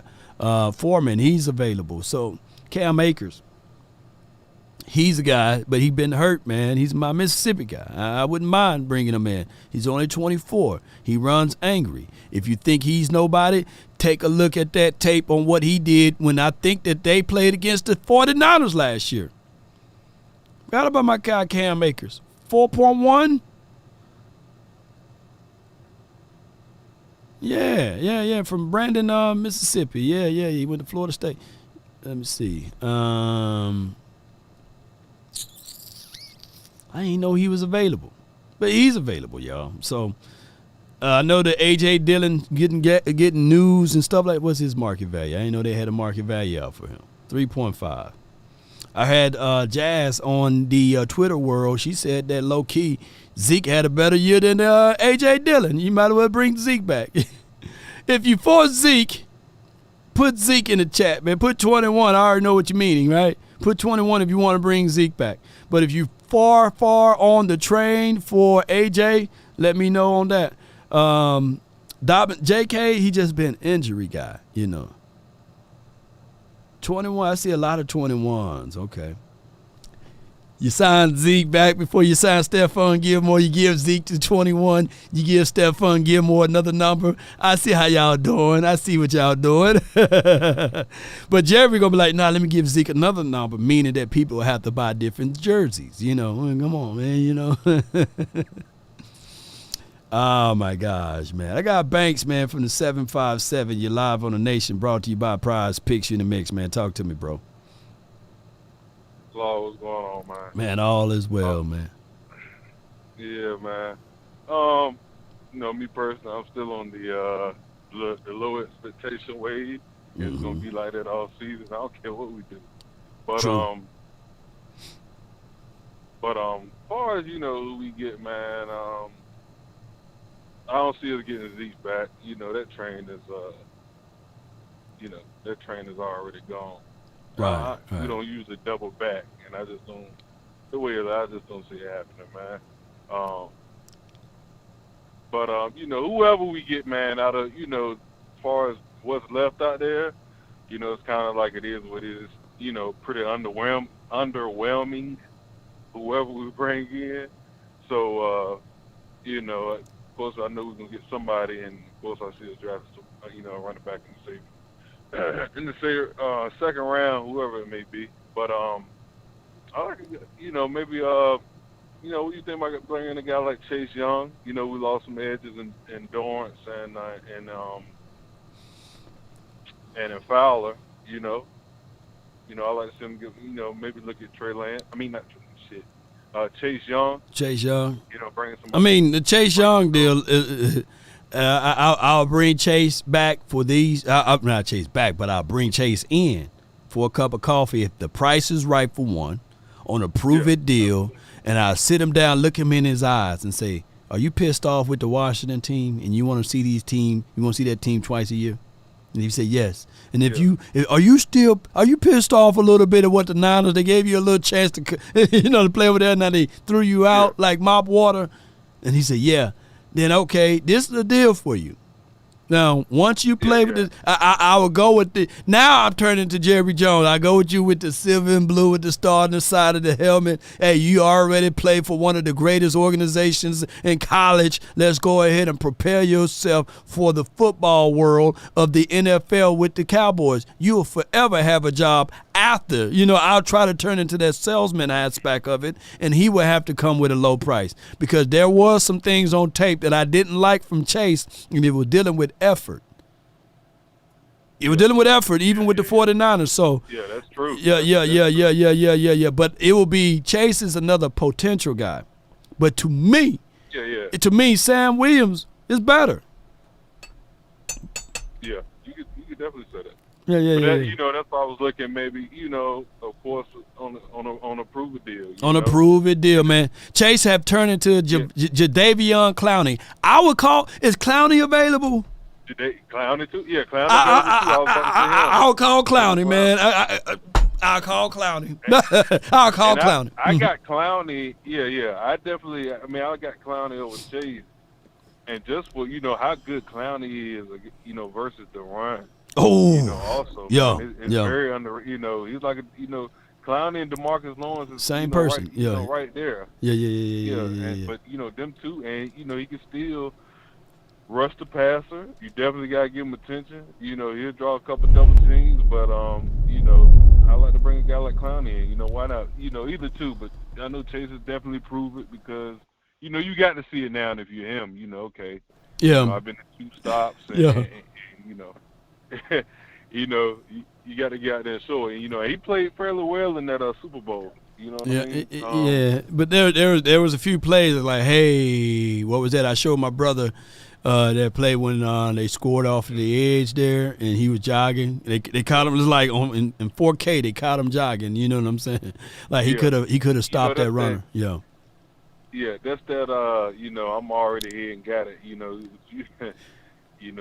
can be out of the NFL just as quick as you got in it. You know what I mean? So, yeah. But I'm intrigued. I'm intrigued about how old is Clowney, y'all. Y'all put that down, because I'm intrigued by, he had double-digit sacks last season, 2 forced fumbles, 71 pressures. Ooh, I'm intrigued. Clowney came in. Let me see. Y'all put it in the chat, man. I know somebody got Google right there. He was younger than D-Law. I do know that. Yeah, he's younger than D-Law. Shoot, he 31. Yeah. Hey. Yeah. He about the same age. He must have went held back in school. Same age. But I appreciate you, man. Hey, lock you down, man. Hey. Appreciate you, dog. What else you got, man? And yeah. Hey, look, another, I like to look at another corner, man. Maybe, Kendall Fuller. You got Kendall Fuller out there. I want J.C. Jackson, and I need to do a film assessment on it, because here's the reason why. You remember, he was averaging about 8 to 9 interceptions when he was with Patriots. Yeah. And then it was time for him to get that bag right before Trayvon got his bag, and he was like, nah. And then they franchise tagged him. They did some crazy stuff with him, because Bill Belichick knew that he was a scheme guy, And then he ended up getting that bag for the Chargers. They played a crazy, stupid scheme that didn't really fit him, and he had a terrible year, got hurt a little bit. and then they ended up sending him back to the Patriots, but he was still kind of almost hurt guy. So I'm looking at it, these 2 down years, if he goes over here with Mike Zim, that's his bag. That's Al Harris' bag. They can get him back to that 8, 9, 10 interception guy. Shoot, bring him in. And look, Law, he was in 2 bad situations last year. He was bad. Brandon Staley wasn't a good. He wasn't a good coach, and he called the defense, and the scheme was trash. Yeah. We know what the Patriots were last year, right? And where they were. So just 2 bad situations, and he definitely can be that Stephen Jones, that Cowboys front office criteria and what they want in the salary. I don't see him trying to break the bank because the way he's been with his injuries and stuff. Yeah, so I can absolutely see that. You can catch him on the low. Yeah. Yeah, definitely. And man, maybe they'll see somebody like, I don't know, Man, yeah. What I want to do is we going to go to this draft and not just reaching for players. I just want to bring in, you see my philosophy. Like I still want us to draft right, but I just don't want us to start reaching like, oh, we need to fill this spot, or we need to fill that spot. That's how I'm looking at it. Go ahead. I'm gonna say this before I go, Law. We gotta get that second round right, man. We gotta get that second round right, man. That's our reaching spot right there. That second round. In the words of my brother from another mother, Vach Lombardi, that's gun under the seat, guys, man. Second round, gun under the seat. Anything or injury prone or injury just recovering. That's what we do, man. Problems, that's what we do, man. I'm trying to figure out what's our thought process. Like, let me grab this guy. Somebody else might see him. But it's somebody you could definitely grab in the 4th round or probably, somewhere along them lines. But you grab him in the 2 because you think it's a steal. But you can steal him. You can probably steal him in the 4th. You know what I mean? Like, so get the best player available in that second round, man. But if I hear James Slater say Jonathan Brooks one more time, I'm saying that's the second round pick. That's the second round pick. He coming to Cowboys. You might as well go ahead and hook him. You know what I'm saying? But I appreciate you for calling in, Banks. Appreciate you, bro. Yeah. All right, Law. Yes, indeed. Good call from my guy Banks too, by the way. Brought to you by Prize Picks, man. Keep in mind, Prize Picks also have this option available, and I appreciate all of you guys for rocking with me with Prize Picks even during the off season on my main channel. We got multiple other channels, but one thing I can tell y'all, man, salute to Prize Picks. They even have this right here, a promotional pick, whereas they already auto for it. So you place entry. Oh, man, I can't do it right now. But bear with me. I think I waited too late. But they do have the promotion. Look, shame on me for hitting that button too soon. But they do have the promotional things that you got to jump in and go with it earlier. Hold on. The evil world we live in. Shame. And then you can jump in and refer a friend to get 25, but you just place entry right here. Shame. And then they will be able to go through. So what I'm gonna have to do is manually hit those entries because I'm already had this screen open too long. And then what you do is you copy these entries and you go in at those particular rates and you got to place them within 6 hours here. So salute to Prize Pick. I'm just doing a terrible job of giving you guys live analysis on that. But I know somebody who won't drop the ball for me, man. My guy from the 908 won't drop the ball. Swayze, you're live on the Nation, man. Talk to me, man. Yeah, but what's going on, Law? Not much. Man, doing well. So apparently we're not going to do anything in free agency. Is that what I'm saying? Besides Eric Kendricks, who's like 100 years old. We got Kendricks, we got J. Lou, and then we got Trent Siege. Those are our three. You said Trent Siege? Yeah, the long snapper. Those are three right now. I'm not gonna lie to you. We're gonna end up signing Zeke. Bring him back. You hear me? Are you a fan of Zeke, of bringing him back, or you a fan of like, look, man, I get it, Zeke. He's been here, he was drafted here. Let's just turn the stone on someone else, you know. I'm just a fan of whatever like my team wants to do. Like I'm just at this point, you'll end up giving yourself a headache if you have faulty expectations. So how I watch the Cowboys is kind of different than like how I used to watch the Cowboys 10, 15 years ago. I don't go by logic anymore. Okay. I don't go by regular football logic. I look at, all right, what makes sense when it comes to marketing? What makes sense when it comes to marketing and they're at least decent in football? Like, those two have to mix and match. If the marketing doesn't make sense with the football, it's not going to happen. And what makes sense is for them to end up signing Ezekiel Elliott, number one, because he's still only 28 years old. Number two, he probably was one of the best goal line running backs last year with the New England Patriots in short yardage game. Number three, again, like no one's signing Zeke right now, so he's going to want minimum money, so we don't have to pay him more than $4 million. And plus, he probably still has a house in Dallas, so he probably would take less because he wants to play with Dak Prescott. He still wants to play with Mike McCarthy and all the boys that he came up with. Right. And number four, he smiles and he does all the press releases, and the Jones family really likes him. So because of that, I'm almost 100% sure we will sign Zeke, actually. At 2.7, yeah, I think that price tag is right up the alley. I know I'm thinking that, Stephen Jones would see that and see if he can get it even lower. Yeah, exactly. And, Zeke's desperate to play for the Cowboys again. It's a lot more business. Like, he'll make way more money getting like 2.2 or the vet minimum for the Dallas Cowboys than getting 2.7 and playing for, let's say, like the Giants or something like that. Well, Giants are a little bit different because that's in the East Coast, but yeah, but you know what I mean. Like, you'll be making more playing for America's team, and that makes more sense.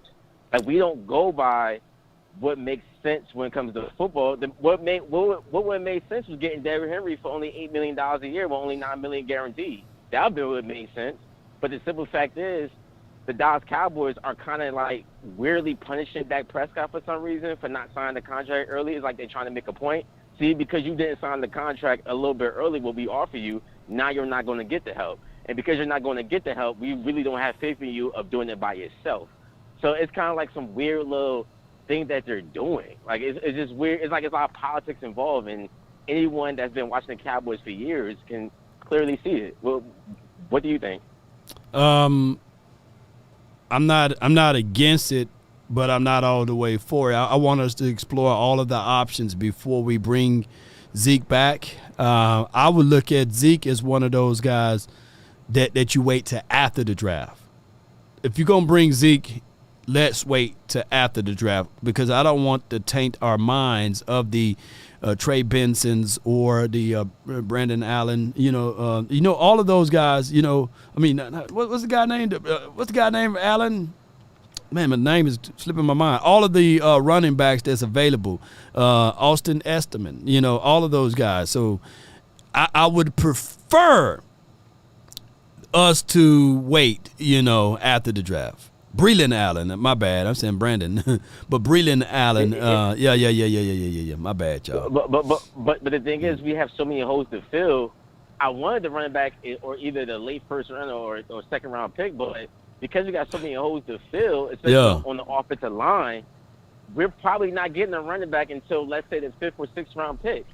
So because of that fifth and sixth round pick could get a little bit tricky, and you might not get you might get another Deuce Vaughn. So because of that, I just see them getting Ezekiel Elliott, maybe getting a little scat back in the free agency, like once we get to August or beginning of training camp, maybe sign a little running back for another vet minimum. But in terms of doing something that the fantasy things that we want to do, they're not going to do that. Like now we got to start watching the Cowboys like we watch our favorite shows. What makes sense of the characters of what we rooting for? You gotta get what I'm saying? Like I don't get mad because if you're watching the Game of Thrones and Khaleesi does something that I wouldn't do, because I know because of that character, I know this is what she probably will do. So that's how I look at Stephen Jones and Jerry Jones. What would they probably do? Well, what would the Joneses do? Yeah, man. What would the Joneses do?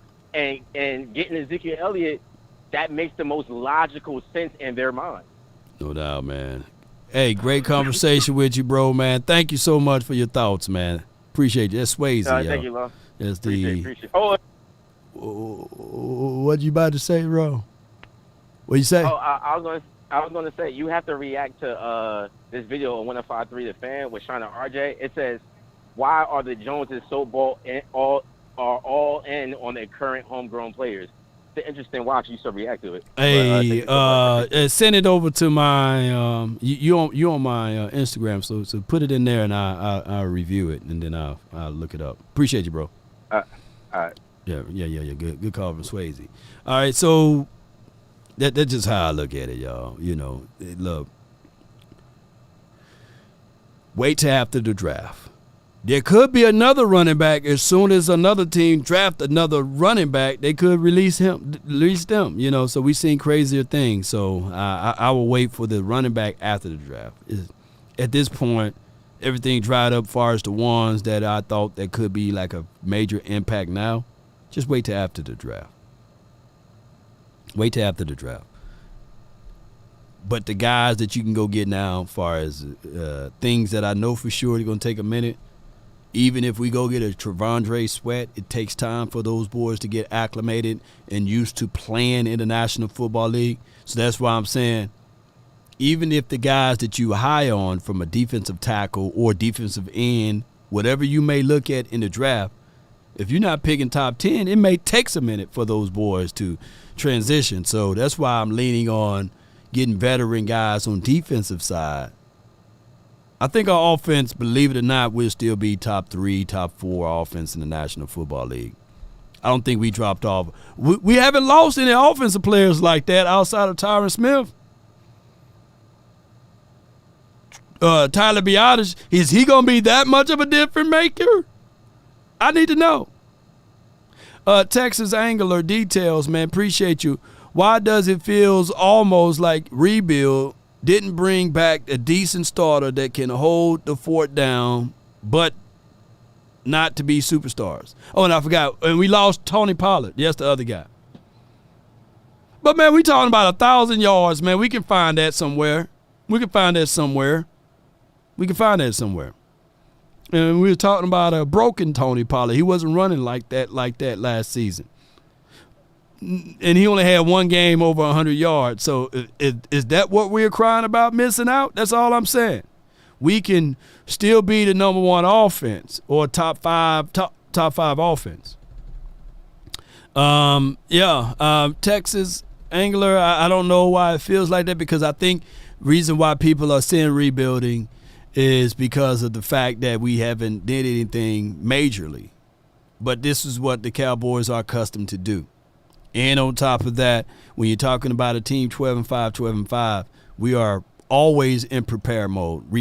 Yeah. Re-sign. Yeah. We talked about Jordan Lewis already. Shout out to Jordan Lewis. I have the 803. You're live on the Nation, brought to you by Prize Picks. You in the mix. Talk to us. What's happening? Hey, man, all is well. Can't complain. Man, I just really think that for real, that we need to sign another linebacker like a Devin White, for real, because I feel like the linebackers that we have is not going to be enough there, especially when you're talking about the running game and how the running backs been able to get to the second level so easily. But also, I really think that we need to get another wide receiver as well, a veteran wide receiver, if we could, because like, I know we got CD, I know we got Cooks, but we need like another head stretch out there, so when they both get on double team, you at least have somebody else they can get off and get on to the end zone, get the payback. All right, so who is Jalen Tolbert to you? All right, so Jalen Tolbert, he's good, but I really don't see him as a bona fide like starter or a bona fide number 3. But he's good. I give him about 1 more to 2 more years. You got to get that? Nah, I give him about 1 or 2 more years. Oh, I'm talking about that phone. Oh, nah. I give him about 2 more years. Yeah. So when you talk about veteran wide receivers, I'm looking at the list right here. You got Mike Williams available. You got Hunter Renfrow, Allen Robinson, who's long in the tooth. And please, I'm praying that we don't mention Odell Beckham once again. But you do have Odell Beckham out there. You have Odell Beckham. I'm really trying to go with possibly like a Michael Thomas or Devontae Adams if we can get a trade. But I know the Jones won't do that. But if we could, at least get like Mike Jones. You know, he's not the best wide receiver, but he's a good back.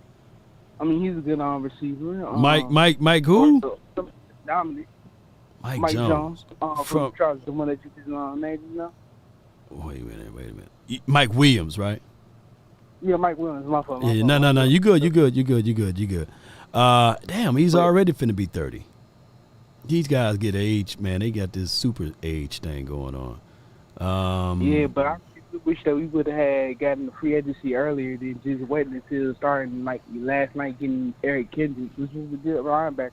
I think that even if you look at the face value of what the wide receivers we have now, we have a third-round draft pick. I think we can probably find a third-round draft pick out of a wide receiver.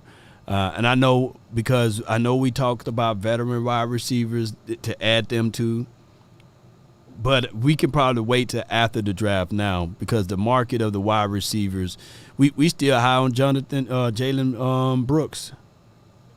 Jalen Tolbert. We still got to see what those boys can do. You already have a Brandon Cooks. I know Jalen Brooks can play because he went to South Carolina. I'm one of his best friends, and he plays for y'all. I mean, he plays for the Cowboys. So I hope he do something. I hope they let him play though. They really ain't let him play last year. Yeah. So man, if you bring in somebody else, he ain't gonna ever play. You know what I'm saying? That's your best friend. So tell your best friend. That's your dog, man. So tell him, man. Hey, we wish the best for him. He shined really good in the offseason. He did. He shined. He was shining more than Michael Gallup. So what I'm thinking is that they gonna cut Michael Gallup for a post June 1 cut, and they gonna utilize that money to go get they're going to pay that money with the $8 to $9 million to pay off all of their draft picks.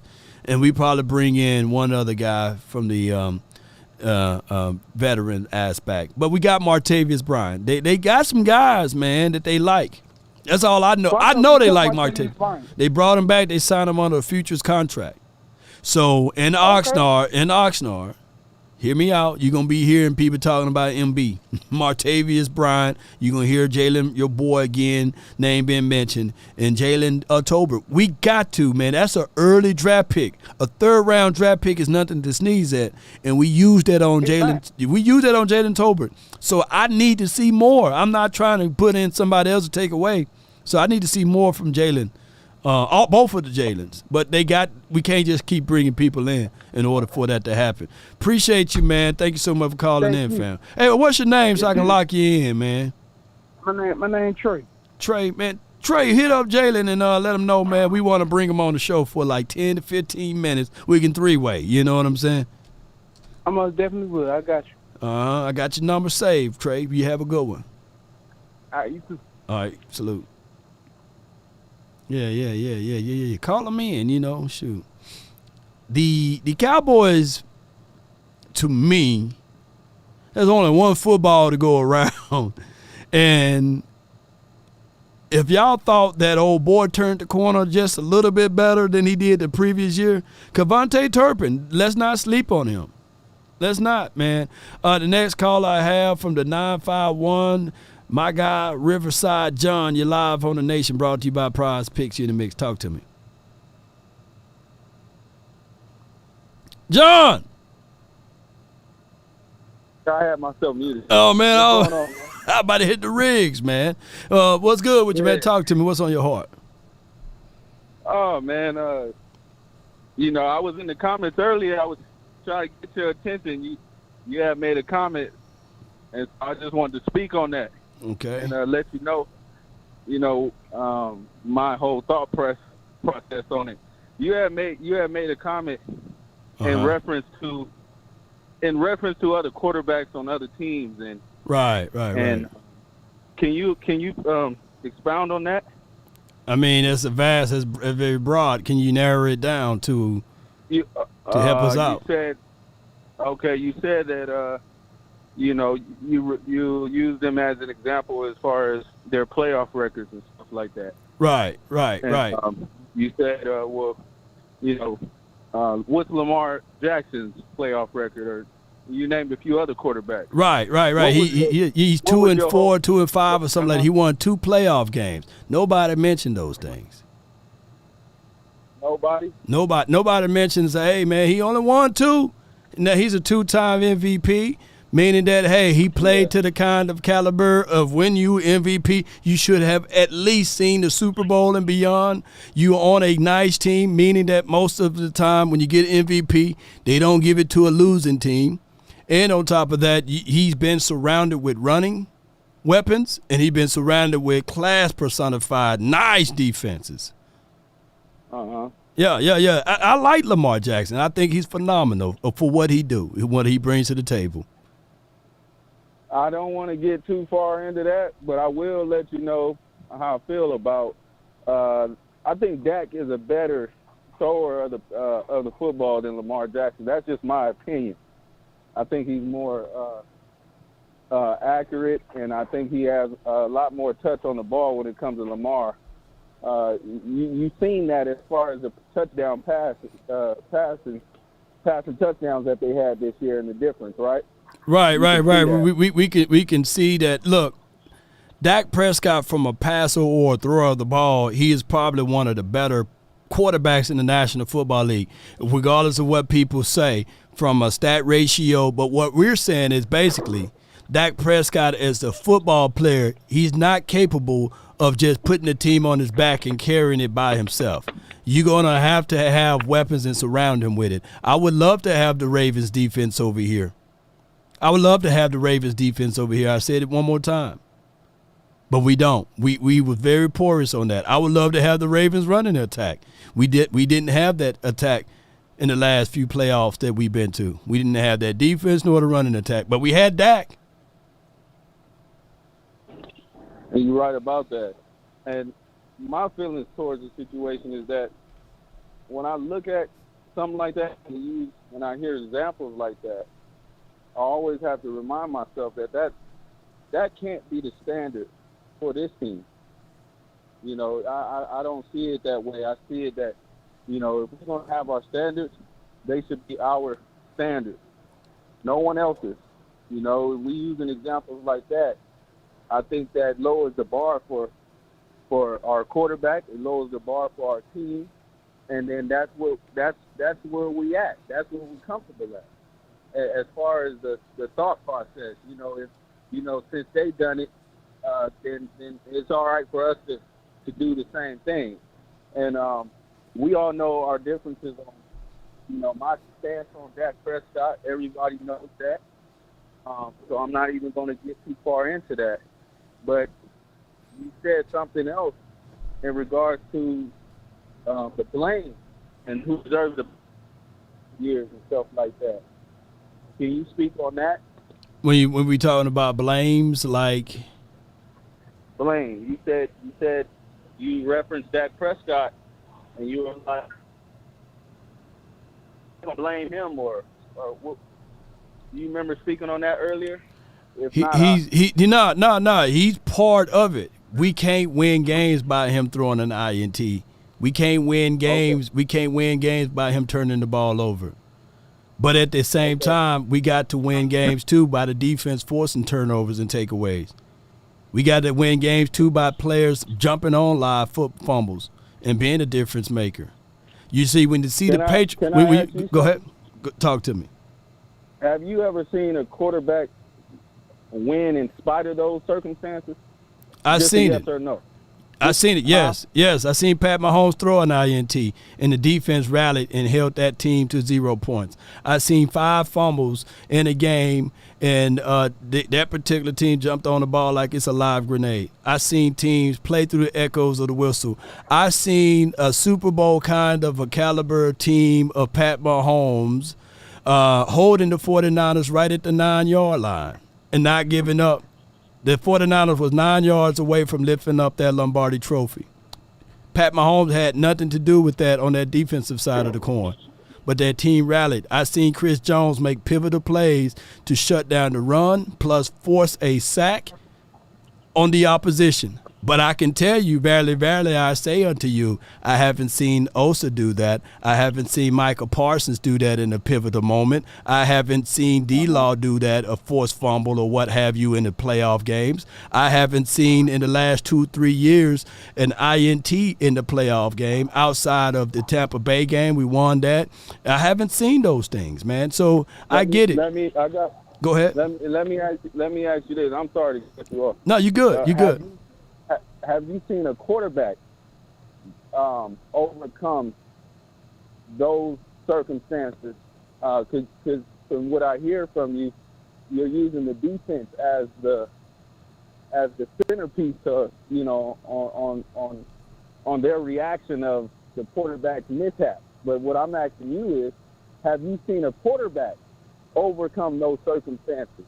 By himself? No, I haven't. By himself, I haven't seen it. I haven't seen it in the last 30 years. I haven't seen a quarterback by himself win it all by himself. I haven't seen it. I didn't say no. I didn't say that. I said, have you seen a quarterback win in spite of a bad defensive play? Regular season, yes. Postseason, no. I haven't seen it. I haven't seen it. So in other words, what you are telling me is, I guess what I hear is that you've only seen the defense overcome the quarterback mishap, and they ended up winning the ball game, but you never. I never. If so, name me the team, and I'll sit back and I'll open my eyes and see. You know what, Law? I think you know better than that. No, I'm trying. I'm trying to wait for you to educate me. I'm ready to be educated on it. I need to know the team that the quarterback, in spite of the defense, put the team on their back in the playoff and won it. I'm just trying to figure it out. Name me the team. I'm waiting. Even in the chat, help them out. You got people in the chat that can help you. No, I don't need no help. Because I got enough. You still there, Law? Yeah, I'm still here, man. I'm just trying to figure it out, man. I'm saying you the one that got all the stats, right? You got all the memories and the whole thing, but you don't got a story where the quarterback, which is very common. You said it only happens in. Hold on, listen to what you said. It only happens in the regular season.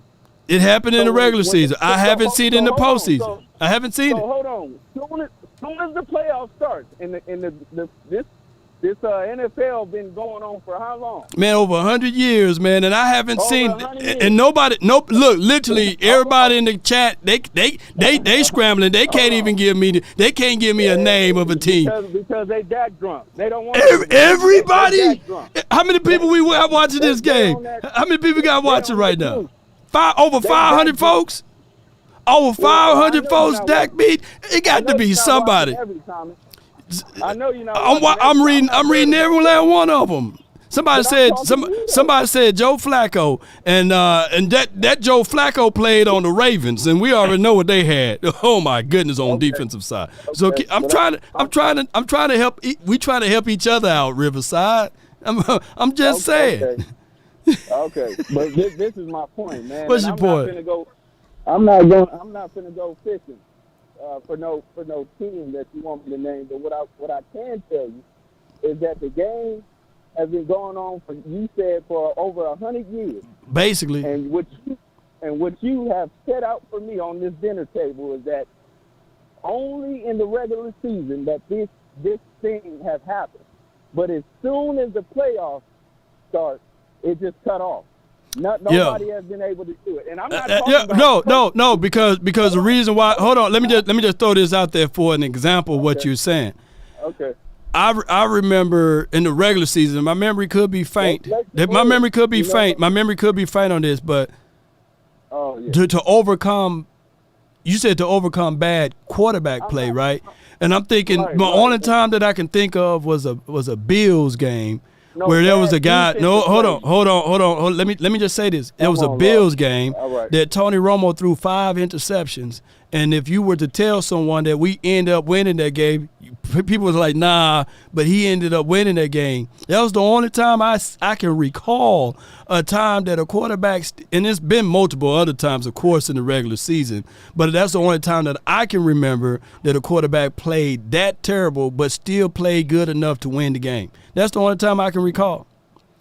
Okay. And not to be fair, my guy Action Powell, he got a good one, and it's a damn good one. It's a damn good one. Okay. Tom Brady versus the Falcons in the Super Bowl. That's one right there. That's if it wasn't for Tom Brady, I don't think that they would have won that one. Yeah, and we don't have Tom Brady swinging from trees, bro, because he did put that team. Because at the end of the day, they had to really rally and get back up and to win that game. And I think if it was any other quarterback at that moment, down by those immense amount of scores and the biggest and the brightest of the game, I don't think anybody else would have been able, outside of Pat Mahomes now, would have been able to turn that around. Yeah. I'm gonna let you go on this on two more points. And I respect your show, and I I'm a big fan of yours, Law. Appreciate you, man. I appreciate that, bro. Appreciate that.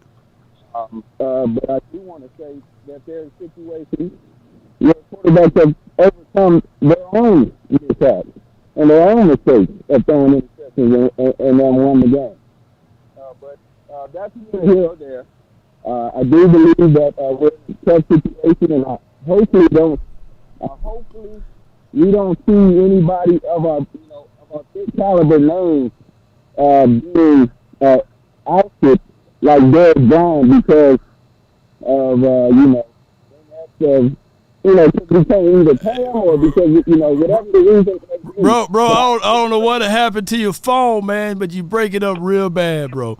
But I appreciate you, man. Thank you so much, Riverside. Okay. You was a great caller, great sport. All I can say is, love, now you sound better now, but all I can say is that in order for Dak Prescott, because he's not a Tom Brady and he's not Pat Mahomes, in order for Dak Prescott, and I'm just telling you from my notion of Dak Prescott, he can't do it by himself. He can't. He got to have a run game. He got to. He can't. Right. He can't win it with what he had last year. That's all I'm gonna say. Yeah, but yep. Okay, let's go get Trey Benson. That's all. Let's go get Trey. Come on, baby. Yeah. Let's go, John. Thank you, man. How about them Cowboys? How about them, man? That's my guy, Riverside. But I get from what people are thinking that I'm saying that Dak Prescott need everything. Yes, that brother needs some help. He needs some help. He do. And I had to go back and watch that game. But I think that Tom Brady still threw for like 500 yards in that Super Bowl or something like that. But the defense still held those boys. It was 28-3. The defense had to have some help. At the end of the day, that defense held them to 28 and it continued to score, right? They had to, right? Waterline phone. Y'all beating up my guy Riverside. But at least he ain't east side. At least he's on the Riverside. That's my guy, man. I got the next caller from the 540. You're live on the Nation. The conference has been locked. I'm not even here. I'm not here to argue with you. Talk about, I am not even talk about the Cowboys. I'm here at the gym now getting in. What's your favorite day to work at the gym? Something a little different for you. Oh, man, you doing the inclines right now? Get the shoulders and the chest, man. Let's get it. Give me chest over the arms, man. I'd rather have my chest right, I feel you. The shoulders, man, yeah. I will say, though, getting Jordan Lewis back kind of lifted my spirits. It makes me feel a little more, secure in that area there. I really did not think he was coming back. I thought for sure he was going to Washington. So that surprised me. Right. I did not see Lewis coming back. There's a cons and pros with Lewis coming back. He's familiar with the system, right? I think that the grit that he brings to the table, if anybody can pull and elevate that even more, will be a Mike Zim.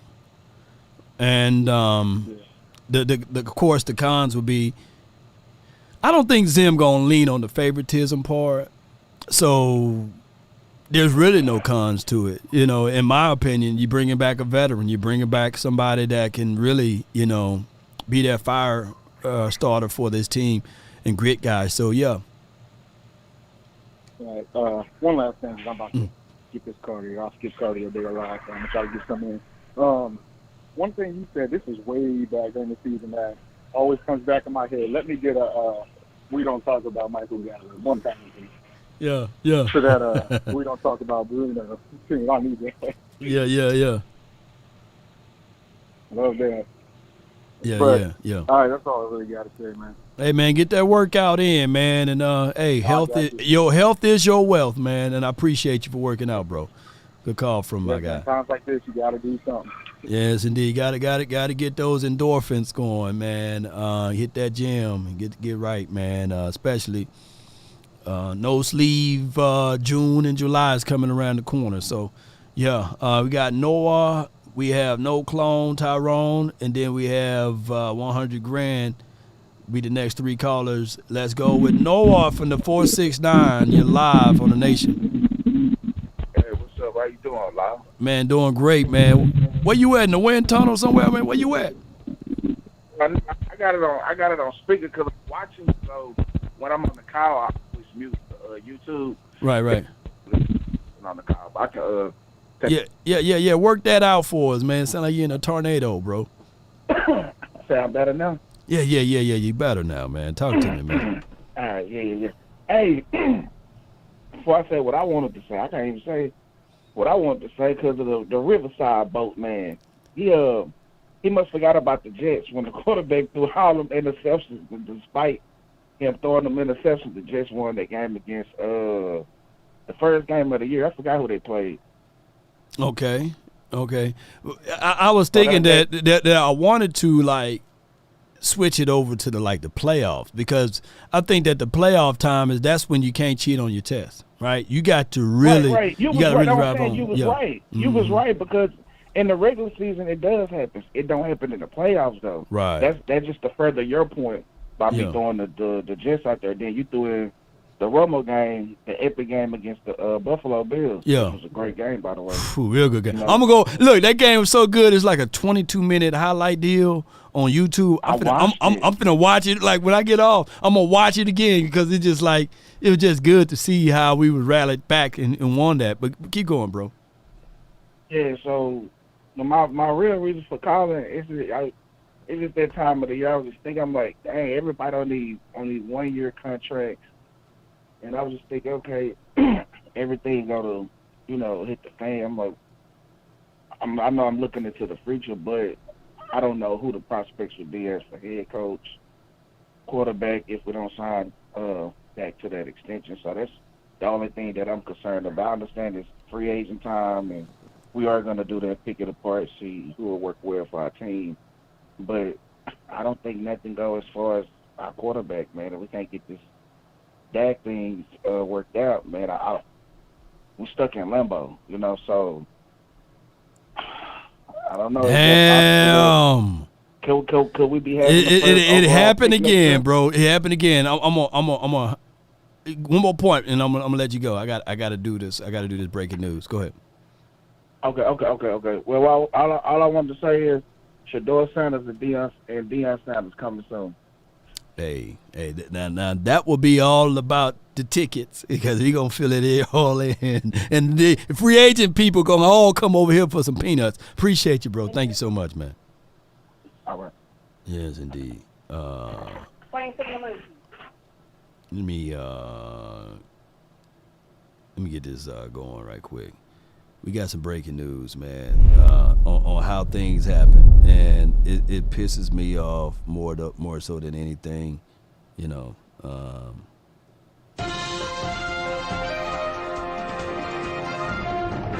Let's go to Twitter right now, and the breaking news aspect is how things was handled. RJ Ochoa says Derrick Henry told Adam that the Dallas Cowboys never called him. Never even picked up the phone to see, man. And let me listen to this audio because at this point, this is what really makes me angry and upset is because we get to this point that we're not even trying. Just pick up the phone, man. He could have said, yeah, man, I got 2 houses out here, man. I'll play for $1 million. Nothing beats a failure but a try. Got to at least try. It's like I said before, it's like you going to the club, she eyeing you, you eyeing her, she batting her eyes, she doing everything. She even did like this. And you still sitting there like, nah, I'm just going, I'm too shy guy. Shy guy, nice guys don't finish first. Y'all can put it down where they finish. But let's listen to what he had to say. I have said Baltimore for you. I've also said Dallas, during the trade deadline and then during free agency. And you obviously signed in Baltimore. Did Dallas pick up the phone? Were they involved in the Derrick Henry sweepstakes? Dallas didn't even, not at all.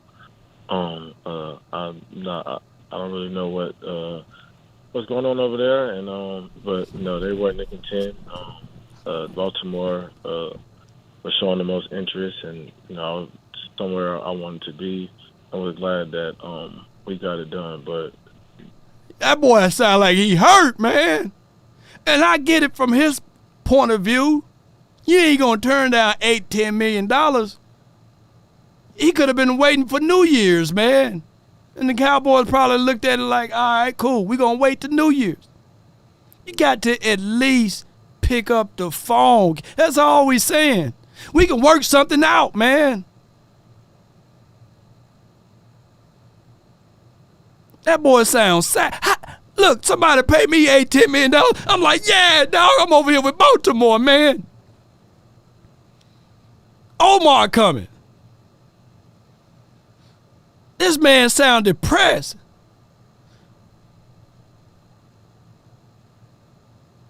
He wanted to be in Dallas, man. You can tell.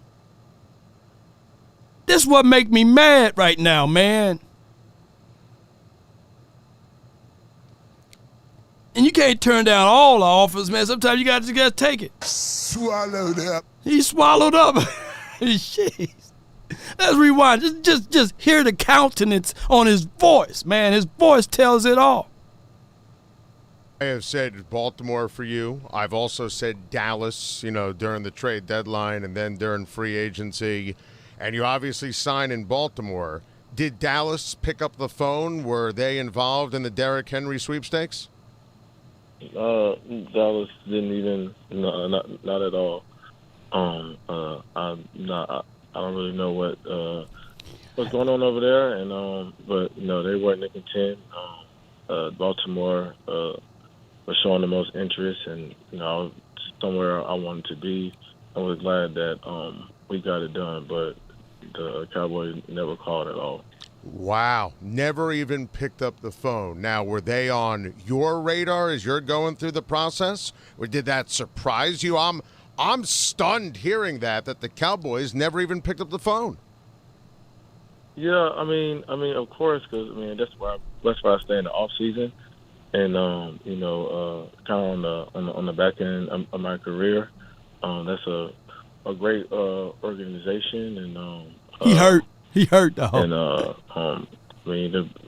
it's been a great opportunity, but I'm thankful that I ended up here in Baltimore, somewhere I wanted to be, somewhere that they wanted me here as well, and it's a perfect match, and I'm excited. It's an exciting time for me and my family, and man, I don't even want to pour more alcohol on that dude, man. I'm excited where I want to be, man. I'm in Baltimore. Omar coming. The Wire Part 5 is finna come out. He hurt, man. And I won't be surprised if week 3, the Dallas Cowboys versus Ravens, fresh Henry, Lamar Jackson, in Arlington Stadium. You got Lamar Jackson running on one route and doing all of his stuff. You got the other doggone Henry running through the A gap, B gap, boom, boom, boom, busting us all over the head. The Zay Flower kid just catching passes all over the middle of the field. I wouldn't be surprised. We play the Ravens this year, don't we? At least we can have them on our side. You know, even the Kuna Matata folks taught us that, the Lion King, the Timon and Pumbaa, they was like, hey, oh, wow, that's a lion. Ah! But then they realized, oh, wait a minute.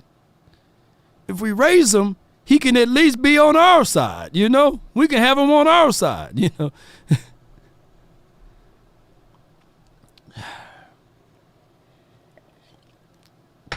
Now we got to hope that he having an off day. We got to hope that them boys are not on the same page whenever we play them. And I'm not saying that we are in fear of Henry, but maybe he can be on our side. Come on, Hakuna Matata. Somebody like, yeah, man, that was a good movie, you know?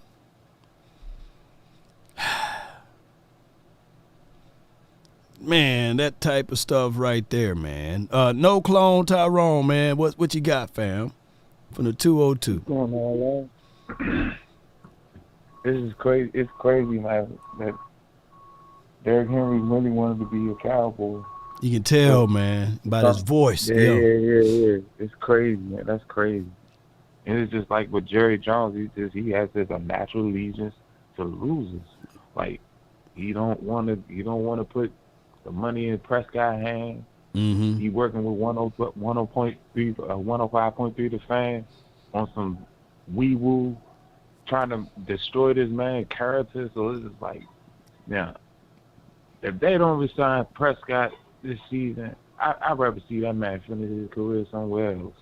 Like Jerry Jones and Stephen Jones, man, they just don't have that eye for talent. They don't. Man, I'd have been so hungry, man. You know, when you're hungry, think about this. I worked a sales job before. I'd never do it again. And people say never, but I would never do that again. Cold calling and had to at least knock out about 90 calls almost a day, it felt, to ask these people, do they need printer, fax, copy machines? I don't give a dog, man. That salary was good. It was $65,000, and then you had a bonus structure that you can get all the way up to $100K in the state of Mississippi for Pitney Bowes, and you had to call people, cold calling, bro, because you had to meet that quota. The quota a month was $50,000 in sales. So I had to call him, hey man, you want a printer, fax, copy machine? My name is Law. I'll be in your area next week. Hey man, before I drive out there, will you be there? Are you the person in charge of all of the X, Y, and Z? Why I did that? Because I was hungry. Mm-hmm. Every floor, every door, every door of the building I knocked on it because I couldn't be comfortable, bro. They wasn't going to give me the $65,000 for sitting on my ASS. I had to meet quota. And in Mississippi, that ain't chump change. In Mississippi, cost of living is very cheap, so it was considered a nice paying job. Company car, mileage, and all of that stuff. I couldn't sit back. I had to make those calls because I was hungry. I had a responsibility. But the Cowboys don't have that hunger, bro. They don't have that. They have that laissez-faire. They want to sit back and chill and let things come to him. They wanted Henry to call them. It's just like more and more of it's coming out. Like the thing with Prescott, the thing with Derrick Henry. They ain't called Derrick Henry. Dan Quinn leaving. He didn't get fired. The man left. And it took half our staff, half our players, and everything. And it's just like. The Cowboys keep saying that, not the Cowboys, but Jerry and Stephen Jones keep painting this picture that they did the star and everybody want to be a part of this star. Don't nobody want to be here. You paid Tony Pollard $10 million on the tag last year. Derrick Henry only won it. We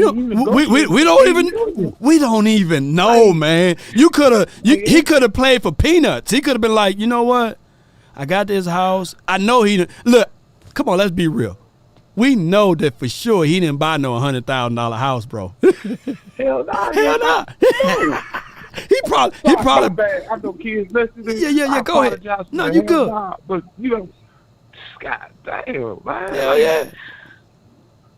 It just don't make sense. They make all these dumb moves, and then they expect the fan base to be like, all right, we're going to win. I'm not about to say, like, this season is probably going to be one of the worst seasons Prescott had. No. I'm not going to speak that, bro. But what I'm going to say is, I know you're going to speak it, but what I'm saying is that based off of the skill sets that we have and the talent we have, this is the problem. We're going to still get to 10 to 12 wins, but the problem is when you get to the playoff time, it condenses. The schedule get harder. The talent level that you playing up against get harder. Yeah, he's in Washington. But my thing is when we get to the playoff time, bro, that's when everything condenses. That's when you still got to study and make sure. We probably sweep through this year. And when we get to the playoff, it can be the exact same thing. You just need that person that can push you over is what I'm trying to say with the Cowboys and what I'm trying to tell people. But they're not listening to what we're saying. We already passed the regular season test. We going to win the regular season. I'm quite sure even in Dak Prescott in 2017, we won 9 games. Even when at the lowest of the lowest, even in 2019, we won 8 games. We didn't have this type of talent. The sad thing about it is not Prescott's fault, though. It's not his fault that we got the talent. It's not his fault that Jerry and his son don't know how to add talent. Like they don't know how to pick up the phone. They don't know how to pick up the phone. No, we should have been had a big boy like Derrick Henry was. Like it's like he was like basically saying, "Come get me, come get me, come get me, $8 million. Come on." $8 million, and that probably wouldn't even been his price, man. And he probably said, you know what, peanuts, I'm taking it because I just sunk $8 million on my house out here. I still got to pay property taxes, man. Property taxes in Dallas. Look, you may not have no income state taxes, but them property taxes gonna bust you all across the head. So he was looking at it. I like the area. I like the location. I saw in the picture that his boo thing or his wife, whatever it may be, she was pregnant. So he's thinking school district. He thinking that she liked the area. Look, all you needed to do was pick. Look, they could have called. Bro, all they could have did was, hey, man, we busy. We on Cancun. We going around the trips the world. Law, can you call these people? I would be willing to go back to a sales job and just call the people that they need to call and throw out the. I could do the negotiation. I could have been able to say, hey, Derrick, man, what you want, man, from a price tag? Okay, $4 million is too rich for us because we can't do it right now. But if you work with me, I can put you on a podcast with Parsons. I can make other ways that you can get money and remuneration. Hey, and I can tell you where the better schools are at around this area. I could have been working for him, you know, instead of him going all the way to Baltimore. Man. I'm hot right now. I'm hot, man. I'm hot. Man, I just don't know what to say about his son and Jerry. Like, they just don't know what to do. They just don't know what to do. They pick up players and they like Dylan. Like, what is Dylan going to do for us next year? I'm not saying that he's not a good running back, but what is he going to do? Oh, you talking about A.J. Dillon? Then it's this state. They just get on my nerves. That's all I got to say. They get on my nerves, man. I got nothing to say about it. Man. They don't know what they doing. They need to give it to somebody that knows football. Like, man. Or you a multi-billion-dollar organization, bro. I would have me a whole telemarketing team, a whole sales agent team that I got in Guam, whatever they may be, and all they doing is filling calls and saying, okay, all right, let's do the negotiation, the front part of it, the short part, sales part of it, and then from there we can start negotiating down the line from that aspect, you know. But they don't even do that. They sit on their hands. And then here's another thing. Even if Derrick Henry people were to call the Joneses, they probably be so old-fashioned, say, hey, let's not pick up on the first ring. Let's not pick up on the first call. Send them to voicemail. You know what I'm saying? Oh, my secretary tell me it's Derrick Henry on the line. Let's ice him for 2 or 3 days. You know what I'm saying? I don't want to hold you up too long. This is the last thing, Law. They wasted $90 million. $90 million. Yeah. They wasted that shit. They Yeah, wasted it. Yeah. Man, They wasted it.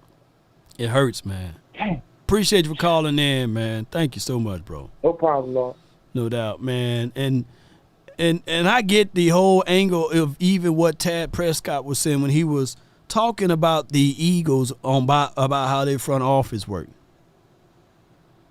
Right? That they work like they got fire up there, you know what? There's been times when I was going door to door, floor to floor, every building trying to knock on some stuff. I was knocking even in the woods in Wynona, Mississippi, knocking on some doors there, man, in the business. And I just so happened I made know my vitamin. So on that 100 knocked or what have you, that person said, man, I'm glad you came in. Our printer and our fax machine just went down. Hell, I ain't had to do the whole speech. I know. Keep it simple. All right, well, hey, here's what we can do here. I can have you a machine today. I'll jump in on the phone. Hey, man, if y'all got one of those rental machines, now I'm going to sell them a new one, but I want to show them a sense of urgency that I really want this deal. So can you go and hurry up? Because RJ Young, who is our competitors, they finna knock on this door probably. So I got them boys a rental machine, a loaner machine, and still sat down with them so that I can get them a new machine. And I had to sell again. Right? And also provide this wealth of knowledge. I don't want to just be a one-time thing with you. I want to make sure that when anything happens, far as you need ink or you need paper, that my service team will better serve you. The greatest amongst you will be a servant, someone who's willing to serve y'all. So I even served them. So even that contract still to this day probably is being renewed from the voice of law, of being able to tell them, hey, you would never be without print. You never be out with a printer fax copy machine. Because we're going to always make sure we revisit you before your contract is up. And I'll make sure I send them good prizes and trash and trinkets throughout the year, pen with my name on it, and have it auto renewal. Good faith gesture. Yeah. Man.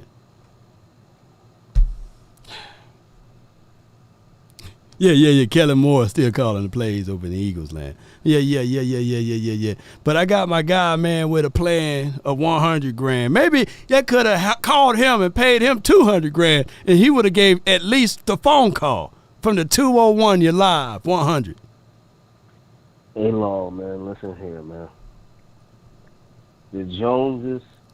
Let me break this down to you. Well, let me break it down to you so you can understand what's going on, man. Jerry Jones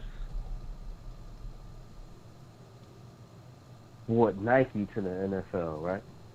Right. He did. Whew. Better than Rodell. No offense to Rodell. He put Nike on the stadium, right? Yeah. Beyonce, Usher, Rihanna. Ray. Gotta pay the Super Bowl to perform. Oh. They don't get paid from that, do they? No, but they get some remunerations from it though. Yeah. Why? Say it again. They get some remunerations from it because you're on the biggest, brightest platform, and nobody knew. Believe it or not, nobody knew who Riri was collectively, globally. You know. Talk to him again. Say that one more time. Nobody knew. Say that one more time for the people in the back. Certain cultures knew who Riri was, but nobody knew her globally like she did. Because of the NFL. Yeah. What? Yeah. He's global because of the NFL, right? Right. Jerry Jones look at the Cowboys the same way Ooh, don't hurt me like that. as man. the NFL looks at Rihanna. You play for this football team, and everybody knows your name. Mm. You get sponsorships because of this team. Mm-hmm. You get all this stuff because of this team. That's why they don't call. That's why they don't beg. That's why they throw you cheap contracts. Because just because you're here, your brand gets boosted. Yeah, you do. So why should I pay you when you're going to make so much money off the field, off of me? That's why they say it's a privilege to play for the Cowboys, and it's a privilege to play for the Star. Yeah. They think because we the biggest fan base in the world, you should be grateful to take these peanuts. Yeah. And you should come and beg to play for us. Man. That is why we lose every single year. The Joneses and the Dallas Cowboys brand. Some will say it's bigger than the NFL. When you think of the NFL, you do think Cowboys. You can't paint the story of the NFL without them. No other team. Your name, when you say football, what pop in your mind first? The Dallas Cowboys.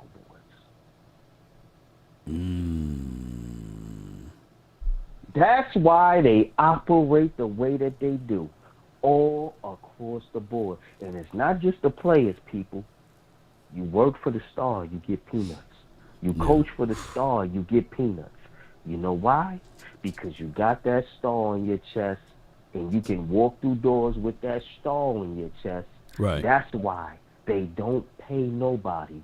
And that's why, that's the culture right there. Hey man, you That's you why right. they keep it. That's why Jerry keeps the entertainment going and keep that star high, because they say, hey, you want to come play for us? You want to come play for the biggest brand in the world? You ain't going to get nothing. We get all of that though, 100 grand. But that's why. But still, that is why we headed that. All they had to do was just pick up the phone. They could have. He probably would have said, "Give me the peanuts." He's a peon. Come I to knew, me. but wait a minute. So now I get your whole point that Henry should have said, "You know what, Jerry, I'm at the Star in Frisco, man. Come on, sign me." Sign me, man. They want to. I'm on my hands and knees. They want to feel. They got a big complex, Law. They already think that they big, bad, great, and awesome. So you gotta come beg them. You gotta come do what they say. Man. And if they think that you feel like that you need them, then they come pick you up. They not calling nobody because they don't want people. They the big dogs around here. Jerry Jones the one with all that power. See, he tried to take out Roger Goodell. He the one with all that power. Think about it, Law. It all makes sense from the top. And that's why the bottom is looking how it's looking. God dang, man. Told boss last night, tear it down. With who? Who gonna tear it down? It's a money machine. We gotta Law. Man, because we make it that way. Law, it's a money machine because we make it that way. If we continue, if we put out there Cowboys sabotage, Cowboys this, Cowboys that, the four-letter network's going to pick it up and talk about it. They get so much bad publicity, Law. That hurts the brand. That hurts the sponsorships, Law. You know this. Yeah, You see what we're doing to 105? No, it ain't difficult, boy. If you got everybody sitting up here, everybody talking about Dak Prescott, that's what they want y'all to do. Talk about Dak. Dak ain't the problem. It's the Joneses. And everybody say, oh, the Joneses, man, they don't play on the field. There's countless things where they show favoritism. Michael Gallup getting paid, so go out there and play even though he trash. That's meddling. Man, I get exactly what you're saying. CD Lamb about to break a record, man. Call plays to where CD don't get the ball. Come on, man. Hey, man. And if Dak Prescott throw that ball over there, Mike McCarthy in his ear, chewing him out. Jerry and Steven, man, trying to control the contract and stop acting like it don't happen. Because y'all know it. I know, So I you get it. can't blame this on Dak. I get what you're saying, 100 grand. But man, it just crazy. And I'm not crying over spilled milk. It's just the ideology is that when we saying that we going all in, it's just that they just didn't pick up the phone and call. Available options for us, and that's the only thing. Media thing. I know. Clarence Hill, who kind of mentioned it, and then they ran off. That was a media thing to keep the Cowboys in the mouth, in everybody's mouth. Come on, man. See, that's the problem. That's the problem. This is the problem right here. This is why things ain't changing. This is why, because you keeping that ideology in your mind, Law. Until you change and make that switch up and call them out and tear them apart, man. But and make everybody we have to do it, Law. In closing though, 100. In closing though, 100 grand. Where do you see this team at for the 2024 season? Do you see us going back to the playoffs, or are we not even going to make it to the playoffs? No. What do you see? We might not even make it to the playoffs, Law. It's going to be sabotage, and then they're going to blame everything on Dak Prescott, and everybody going to be happy. Dak is going, yay, yay, yay. And then Trey Lance going to come in here, and he going to be garbage and trash. They're not going to do nothing. Come on, man. Hey, Law, man, I'm telling you right now, everybody going to be happy, and then they going to turn around, and like you said, Trey Lance going to get 1 year, and then we going to be having the same song and dance 2 years ago with Trey Lance. Watch and see. All right, so it's March. The damn dog is before the doggone draft, 100 grand. Come on, man. You said it before the draft. You already gave up in March.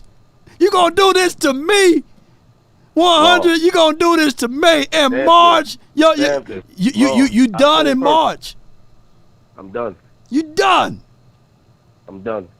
God, man, I appreciate you, bro. Man, you hurt me, man. You hurt me, man. I never, ever thought a day I would see you fold in March, bro. Law, listen, Law.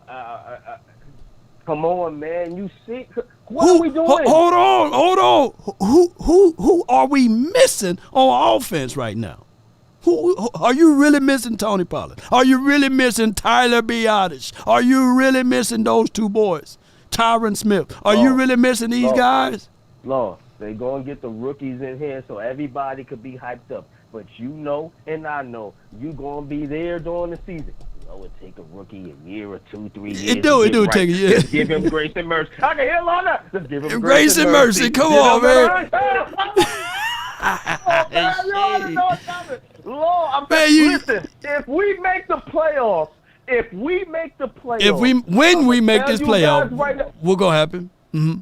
Okay. All right. I'm not out. I'm not all the way out. Okay, good. I brought you back. Get over here. Get over here. I'm always gonna be a Cowboy fan, but I'm telling y'all, if we lose in the playoffs, they're gonna blame it on Dak Prescott. It's been like that for the last 8 years. They've blamed Dak Prescott. No help or nothing. I'm gonna tell you this: if we make the playoffs, it's gonna be because of Dak. It was because of Dak in the last whatever year. Yeah. Every year we've been to the playoffs because of him. Who they getting him now? Now, you got content creators. I don't want to mention his name because that's your boy. You know what I'm saying? You know? But he talking about, man, bring Zeke back, man, and make no money. It's so stupid. Bring Zeke back. You crazy out your mind. Zeke is trash. Appreciate you, man. Thank you so much, 100 grand. But thank you for calling in, man. Oh, I got 100 grand, man. You know what I'm saying? You know, I'm not off the ledge. I just 100 grand impressed him. 100 panic man. Panic button. Yeah, you already put the panic on you, man. Yeah, that's 100. Whenever I see this dude, this is you right here, man. 100 grand. This is a live view of 100 grand, man. Appreciate you, bro. I'm gonna tell you right now, the Cowboys, the players are gonna have to do it by themselves because the management ain't giving them no help. So if they make the playoffs, you're gonna have to praise them players because they're doing it in spite of. Man, appreciate you 100 grand. Oh, my God. That's a live view of 100 grand right now. Put some fire on him. That's 100 grand roaster, man. He's done, man. Hey, if y'all agree with 100 grand, I just need to know right now. If you out on this team right now, it ain't no shame. There's always a doubt in Thomas. He said, hey, yeah, I just need to see the holes in the hands. Put 100 in the chat if you done with this team already. In March, put 100. We in overtime talking Cowboys. Yeah. Put 100 in the chat, man. I tried to wheel him back in. Y'all saw him. Get over here. I need to know how. It's way too early, man. That's like saying that we done with this team before Parsons got here. Ever since Parsons got here, we was 12-5, 12-5, 12-5. That's like equivalent of saying we done with this defense before Parsons. And Parsons got here. He brought all type of life for us, man. What if we get another Parsons-type-esque player in this draft? The draft can be a game changer.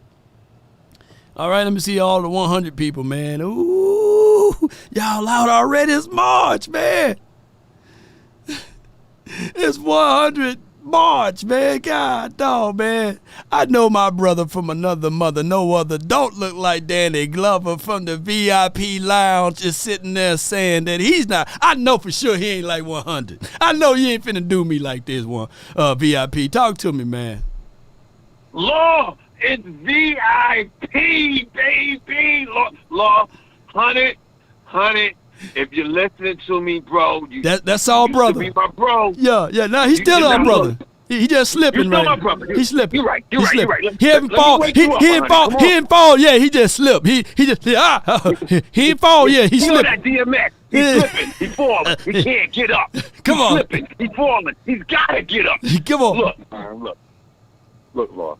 Are we in the off season, Law? How many Super Bowls are won in March, Law? April, June, Law? When in the off season are Super Bowls won? And Law, you just prepare. You prepare yourself for it, but you don't win or lose it here. You prepare for it though. You prepare. You do prepare yourself for it. You know what I'm saying? The words of Jimmy Johnson. You know, but keep going.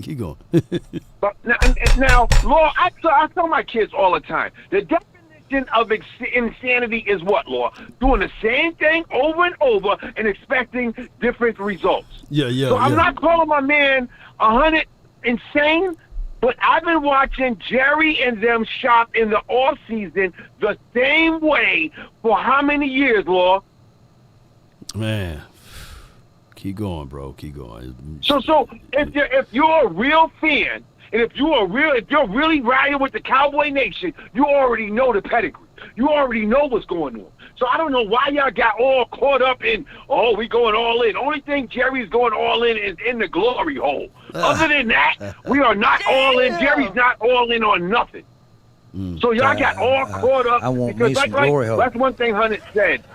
He likes to make headlines. You have to remember, the Dallas Cowboys entity is $1 billion entity. Win, lose, or draw, Law, They are a $1 billion entity. One thing Hunnit forgot, he thinks if we make waves or we stop buying, bro, they don't give a goddamn. If you stop buying their jerseys, you can stop showing up to the game. They got the goddamn TV deal already. They cashed that last year.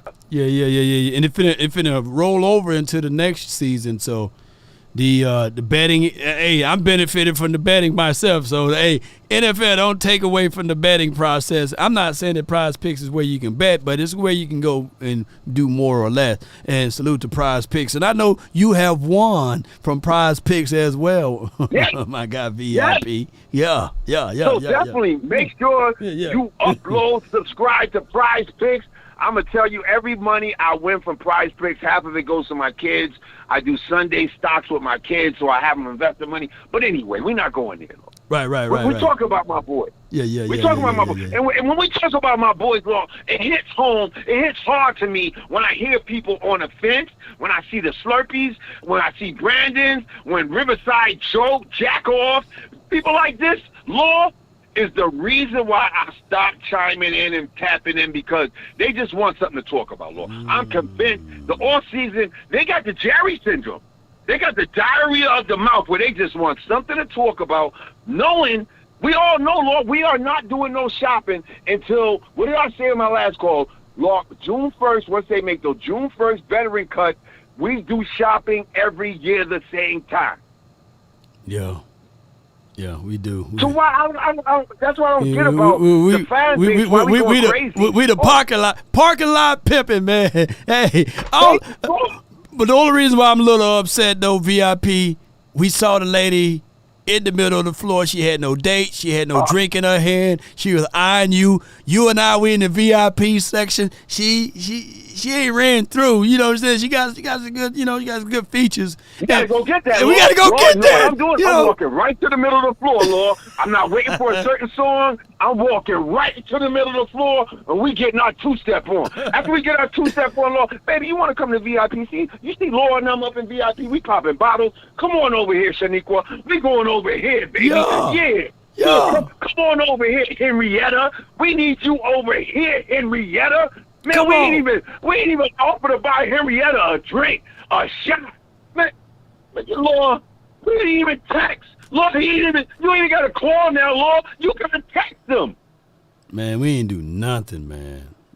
Nothing. And we could have got set up a party in his front yard. Oh my God! Knowing the power that Jerry got in Texas, Jerry could have made it to the point where, hey, stop the planes. Don't even let them go to B-more. If Jerry really wanted this all-in philosophy, so just cut it out, man. Stop getting caught up in these headlines, these clickbaits. We know the Cowboys are what we thought they are, what we know they are. Yes, indeed. They are a business. They are a business entity running a football team. A business entity running a football team. They don't have football minds. That's why him and Jimmy bumped heads, because Jimmy would tell him the real. Jimmy like, no, this is what's good for football, and Jerry's like, no, this is what's good for business. I'm trying to sell tickets. You're trying to win games. That's what the difference between Jimmy and Jerry. And Honey, I hope you're listening, Honey. Look, bro, I need you to just take 3 deep breaths. Inhale, exhale. Inhale, exhale. I don't want you falling into the Slurpee syndrome. Look, honey, I love you too much, bro. I love you too much. Your nation, I love my nation too much. Oh, my gosh, man. Appreciate you, man. Thank you for calling in, my guy, VIP from the VIP lounge. Appreciate you, my dog. Appreciate you, man. You already know. That's right, Lord. Put that Slurpee up. There's no Slurpee season, Lord. No Slurpees. No doubt, man. I ain't a killer with no pussy, Lord. I see you when camp starts. Yeah. Appreciate you, man. No doubt, man. I ain't mad at you. Appreciate you. That's VIP, man. 100, I ain't mad at you, man. We was 1, 2 callers at the same time. Quick to holler at her with the same line. Come on, baby. Oh, my God. I got Clebo. And then I got to close it on out. I got MJ from the 206, but I'm going to let my guy Clebo from DC from the 240 let us know, man, what's going on, man, on this marathon show once again. What's up, fam? What's up with you, man? I Not want much, to give man. 100 grand. 100 grand was talking some real stuff today, man. Like, not too much about with the Cowboys not making the playoffs, but what he was saying about ownership in the front. Oh, yeah. He do got a point with that part of it. He do. Yeah, I give him a toast to that, bro. But Clebo, help me out, though. Help me out, man. Do you think from an offensive perspective, we going to be worse than what we were last year or better or the same? I don't know, honestly, because I gotta wait to see who we replace them guys with. I mean, I get your point where, Pollard only had 1,000 yards and Biotis could be replaced. I mean, I like Tyron Smith, and he can be replaced too, but until we know who we're replacing them with, I can't answer that. Oh, yeah, okay. That's good measured. That's measured. I'm not going to force you to drink the Kool-Aid yet. You know what I'm saying? You notice I said the word yet. Yeah. I got the Kool-Aid right here in the picture right here for you, man. My number one goal in life is to get my guy, Big Game James, just to take a sip of it or just to even hold the cup. So that's just what it is. I'm riding 100 with Big Game, man. I've been riding like that with him for the last 2-3 days. Honestly, Yeah, I feel you. I want to touch on the point with Riverside, and when y'all was trying to find out who what quarterbacks play bad in the playoffs. Right. Just last year, you know what I'm saying? Brock Purdy, had a bad first half against Detroit, and then they came back and won. And then 2 years ago, Trevor Lawrence threw 4 interceptions in the first half and came back and beat the Chargers. You know what I'm saying? So it happens in the playoffs, and just like you said, Brady ended up throwing 500-something yards, and they came back and won. But I don't know what Riverside was. Riverside, just help me understand. Was he basically trying to say that Dak never does that? Is that what he was coming at? I get his frustrations, man. Right now, Dak in the playoffs. That's what he was saying. That's what he was saying. No. That's what he implied, though. He implied that Dak don't never overcome his mistakes, right? The overcoming of his mistake or the team is not equipped to overcome. That would have been a better way that I look at it from. Because let's go all the way back to the origins of it. 2016, did Dak Prescott play that terrible against the Green Bay Packers in 2016? Nope. Our defense did. Right? He did play pretty good. We would love to just have that version of a Dak Prescott, but the other version of the defense that we had. We just didn't have defense. And then when we move, and I know it sounds like excuses, but in 18, when we made it back to the playoffs, I think that everybody played pretty well in that Seattle's game. Our special team played well. Our defense shut down or stopped Russell from going into a certain crucial drive. And Dak Prescott, he played balls. He plays balls crazy. He balled out, because he dove, and I believe it was Bobby Wagner or somebody. He hit him right at the 1 yard line. So he went crazy in that game. But in that game, you would look back and say, that's the Prescott that we all want, right? And then the very next game, if you look at it, he balled out in that game. He went crazy in the game. It's just that we couldn't stop C.J. Anderson. It's just like a nosebleed. Like, come on, like what happened to our defense, man? Yeah. Let's go to the last game. Okay. Green Bay game. Okay, Green Bay. What do you think about that? Do you think Dak played well enough for us to win that game? He definitely played terrible in the first. I'll say the first 2 or 3 series. I didn't like Dak Prescott at all. I think that he was throwing the ball a little too high. They never got the players in rhythm. We didn't establish nothing as far as a run game, and we looked pressing, especially after that team that jumped up on 2 scores on us, and we had that goose egg there. I think that we pressed a little bit. I think that. So what was the difference? What was it? My bad to cut No, you you off. good. You good. No, you good. What was the difference? What was the difference in that game and the difference with the Patriots and the Falcons game in the Super Bowl? What was the difference? Why did Brady win and why did Dak lose? Damn, boy, you good. Defense, because eventually now here's where they're gonna say the word garbage time stat and empty calorie stats or empty calories, that all was birthed through Dak Prescott playing.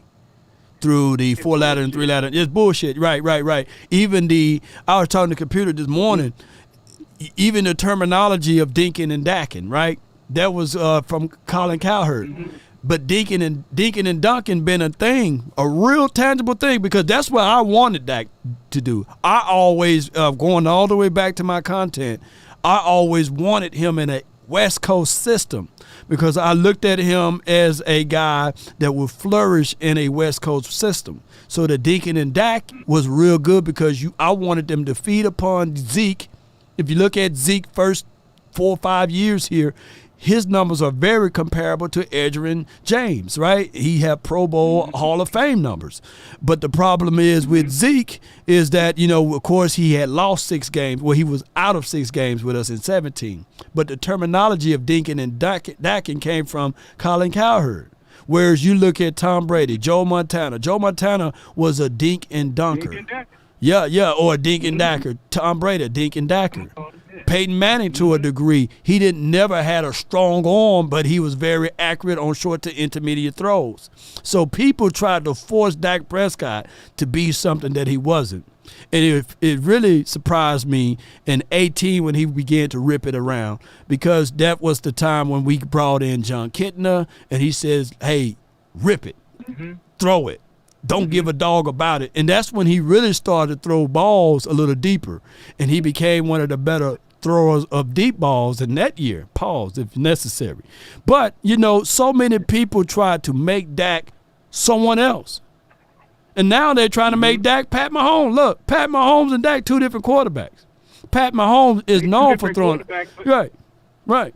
They two different quarterbacks, but they both need the same thing to win games. Regardless exactly. Pat Mahomes is better than Dak, and that's my whole point in calling, because he's making it Riverside, and not just him. Right, but a whole lot of people. Yeah. They look at these games like that. The only reason Dak wasn't celebrated for a great comeback is he ended up putting up 32 points. The only reason he wasn't celebrated for a good comeback because our defense couldn't stop them. Right. Tom Brady had the privilege of his defense was stopped. If New England couldn't stop Atlanta, there's no way Tom Brady would have won. You see what I'm saying? Ooh, preach.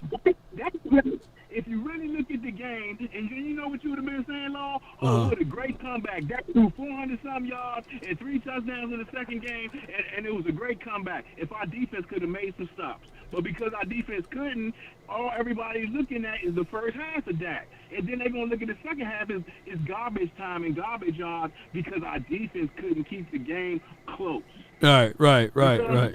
So it's all hand and cheek, man. You know what I'm saying? A lot of people, and when you're looking out of these lenses, when you don't like a player, that's all you're going to see. You're not going to focus on what the defense ain't doing. Like I heard Shady McCoy talk about they need to let Dak go because he had a dominating defense. Dominated defense. When? Yeah. Aaron Jones, yeah. Derrick Jones averaged 8 yards a carry. You know what I'm saying? Like in the playoffs, 8 yards a carry and 3 touchdowns, 100-some yards. That's dominating defense. Like these people who just don't hate that, man. That's 40 yards, Denver converts. Man, I appreciate your time, bro, man. Much love to you. And I ain't no hate to nobody. I know I don't know Riverside or nobody else. It's all love coming from me, bro. That's how I go. But also, man, one more time, let's toast 100 grand, man. We got to get this, I know they got billions and billions and billions of dollars, man, but we can hit them where it hurt, man. It's all about letting them know we ain't happy, bro, and we really got to do something about it, man. But love you all, man. Do your much thing, love bro. to you, bro. Thank you so much, man. Good call for my guy, man, Debo. I mean, not Clebo, my bad, not Debo. But might well change to Debo. Let me see if I can find this. Because a lot of people, man, and I want to just use this as an educational piece. There was a team back in the same team that Shay Sharp played on. And it was one of the greatest epic losses of all time. And Shay Sharp was a part of this. And this way before old boy won his 2 rings. Let me see if I can find this right quick. Yeah, this is somewhere out there. The game was more about this second-year expansion team. An expansion facing team. The Denver Broncos, playing in a game in the playoffs where we have absolutely no chance. Just go out and play as hard as you can. Let things happen, and the best team will win. That'll be us. And the way the game They were 13-3. Y'all who faint of memory is not realizing that they had the expectations that the Broncos were just going to mollywop the Jaguars. Oh, my goodness, man. started out, it just seemed like it was going to be a blowout. We were struggling. We were down 12-0 quickly. It wasn't pretty. Touchdown Denver, and the Broncos extend their lead. Offensively, we came up with some big-time plays that kind of shifted the momentum. And pretty soon we find out, hey, this is a game. Steps away from a tackle and Needs will score. And Jacksonville is back in the game. Going long for McCardell. Touchdown. One of the greatest games. Coming in here beating these guys. The Jacksonville Jaguars have upset Denver 30-27. Probably my favorite moment in the NFL. 30-27. Denver ended up losing. They had the number 1 seed, I believe, in the entirety of the playoff that year. They're 13-3, if my memory serves me correct. And I just something told me to just In 1997, Jaguars an expansion team. Who remember that? And of course, I saw DJ read it for 2 years for $27 million. Yeah, we can go ahead and wrap that up. Yeah. Of course, nobody brings that up. Of the epic failures. Should they can their team? Should they went on ahead and trash everything? No, they played it out. Back-to-back Super Bowls. True story. Not saying that we're going to win back-to-back Super Bowls because we're going to play this thing out. But the NFL and these people on these TV shows got y'all thinking that the Cowboys are the only team that had playoff hiccups. The only team that can't win because of the quarterback. John Elway team in 1997 was still loaded. Loaded. Oh, Shay Sharp did bring that up on the nightcap. I only watched the nightcap. When did he brought it up, Action Power? Multiple times. Last caller but not least, man, I got my brother from another mother. MJ, take us home from the 206. You're live on the Nation. Brought to you by Prize Picks. You in the mix. Talk to me. What up, Law? How you doing, brother? Doing great, man. Talk to us. Hey, Law. 100 Graham had the Gloom and Doom show for y'all. And then my boy VIP brought it back live. Like I'm telling all you Cowboy fans, the Cowboys are in good shape. And I'm going to tell you the reason why, y'all. They got a linebacker that was like number 50 that we used to have back in the day. He know how to play the calls. He would have Michael Parsons the right way. Yeah, everybody now, the safeties ain't got to be all confused. Our corners are already good. Our safeties, our 4 safeties are good. Now you add them D tackles. D-Law going to be good because D-Law always play good. Fuyoko going to play good. 99 going to play good because he playing back then. And it might even help number 54 to be good. Because this is a discipline. They still powerful. They still fast. You get the middle straight with them D tackles. Now that linebacker that they stole from the 49ers, and the 49ers are pissed. That guy just put the Cowboy defense over the hump. Yeah. Listen to me, Cowboy fan. Well, you got a play caller, and everybody need to go watch the tape that Law been showing y'all. Even Steele was showing. That dude be everywhere. And them plays that Shanahan them, all that West Coast offense, I'm watching him play that. You can't. that Zimmer defense with this guy, you not fooling him. It won't have it won't be like the tight end wide open. Who's checking the tight end? He wide open. Oh, why you not in this hole? You see what I'm saying? Right. Cowboy fans, this guy just put the Cowboy defense over the hump because number 11 might finally win. He might finally win, y'all. Because now he's the chess piece. He the big king. D-Lord know how to stop that run. Fiocco really wasn't hurt, y'all. They ain't Quinn favorites. 99 ain't playing D tackle no more, y'all. For Iowa, he was a beast at defensive end. He's going to still, them two guys alone going to give you 6 sacks, but our edges won't be getting ran over no more. Now you just got to solidify that middle with them D tackles for that linebacker we just got to eat. The safeties ain't going to be all out of whack. And then for the offensive line, I'm going to tell y'all better stop dreaming. I'm going to tell you again, and I told Law last year, if y'all have that 66, now y'all going to be quiet if you keep playing around thinking this guy's a bum. That 66 we got that played guard for us, know how to block, know it's a dog in the middle.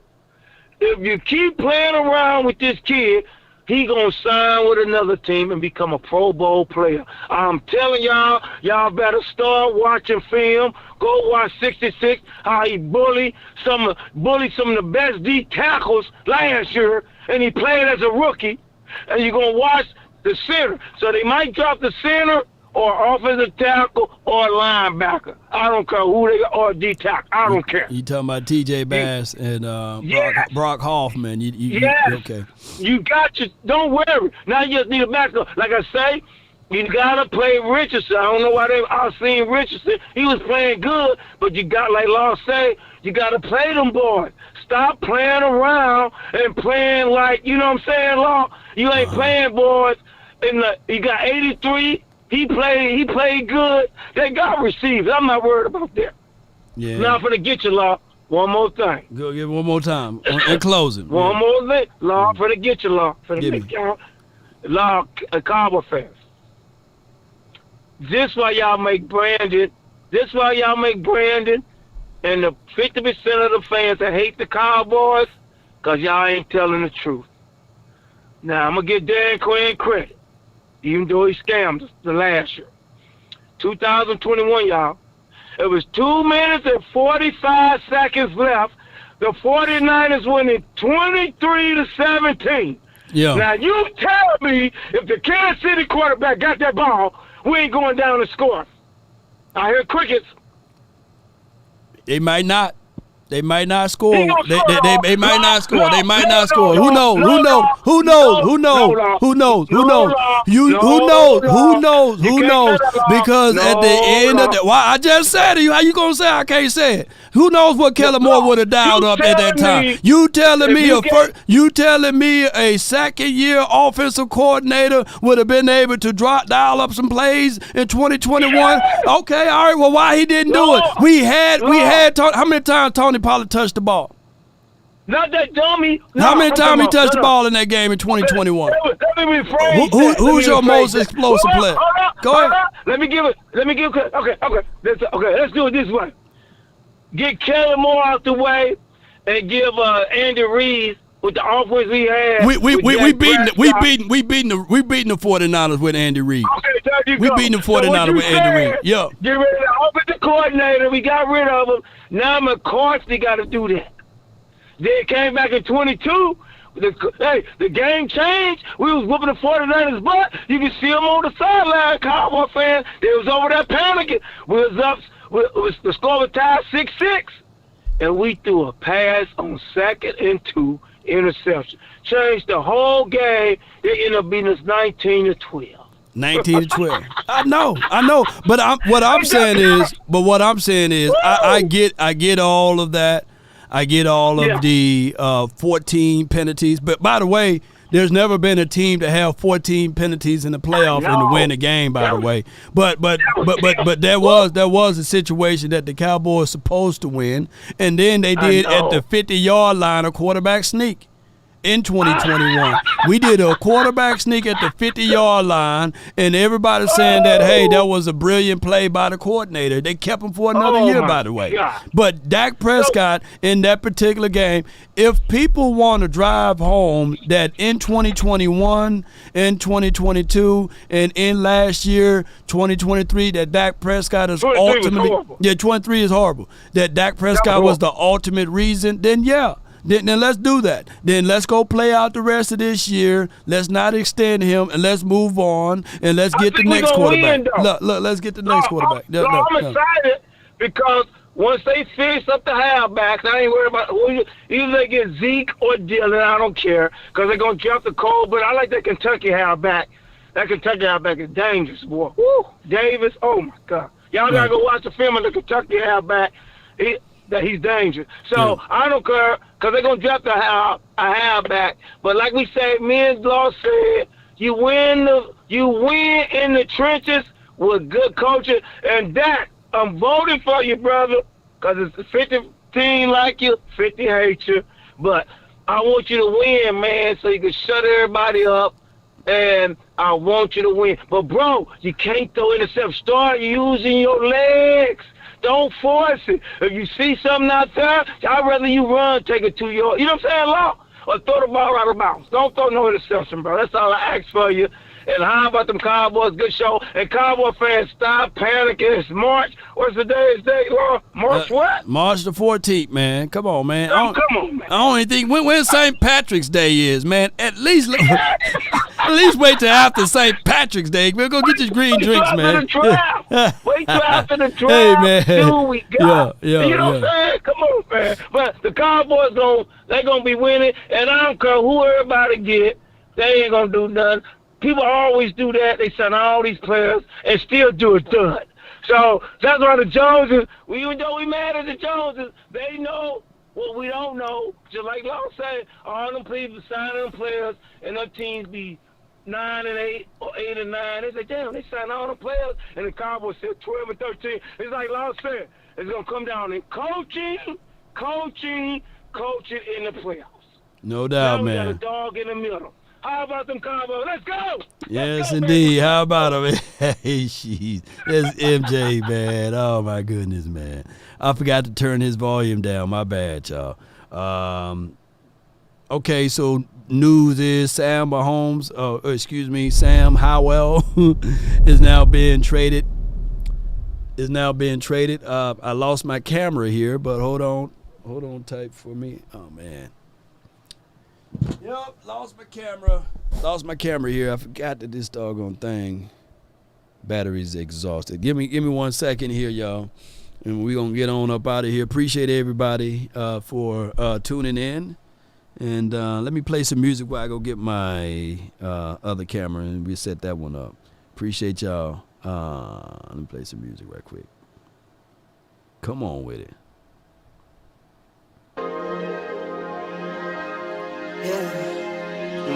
I just wanna run it up. Kinda check or something. I've been really in the field, let up, I've been really in the field, let her rush, I let her feel. Lately, I just wanna run it up.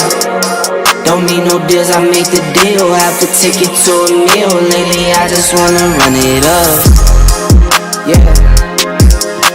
Kinda check or something. Lately, I just wanna run it up.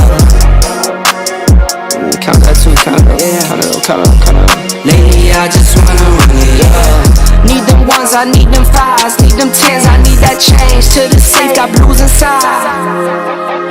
Greens and pinks, it's all the same. I still save and roll my change. Take some losses when I play, charge it to the game. I'm with L, yeah, I'm with T Black, I'm with Revan now. I'm with Bay, yeah, I'm with J, yeah, I'm with Chuck and now. Still the same, not switching sides, now it's about loyalty. You switch sides off for the bag, and that's worth more to me. I mix Nike with designer, I experiment. You just rock what's on the shelf, and I'm not feeling it. Search for the one, but baby girl, it's nothing real as this. Can't trust a soul, I keep a hammer, call it too legit. I've been really in the field, love the rush, I love the feel. Lately I just wanna run it up. Don't need no deals, I make the deal. Have to take it to a meal. Lately I just wanna run it up. Yeah. Kinda check a song. Lately I just wanna run it up. Count that too, count it up, count it up, count it up, count it up. Lately I just wanna run it up. Yeah, I just be off the dome. I never own no chrome. Too many foes and clones. Yeah, I be at home alone. I be in zones alone. I be on road alone. Yeah, I been really in the field. Love the rush, I love the feel. Lately I just wanna run it up. Don't need no deals, I make the deal. Have to take it to a meal. Lately I just wanna run it up. Yeah, kinda check a song. Lately I just wanna run it up. Count that too, count it up, count it up, count it up, count it up. Lately I just wanna run it up. Lately I just wanna run it up. Lately I just wanna run it up.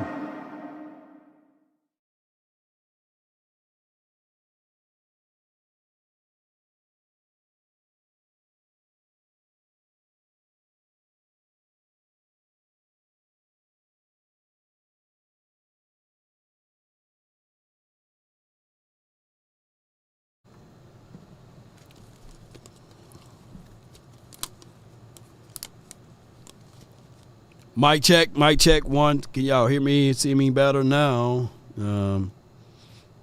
Yeah, one thing I can tell you.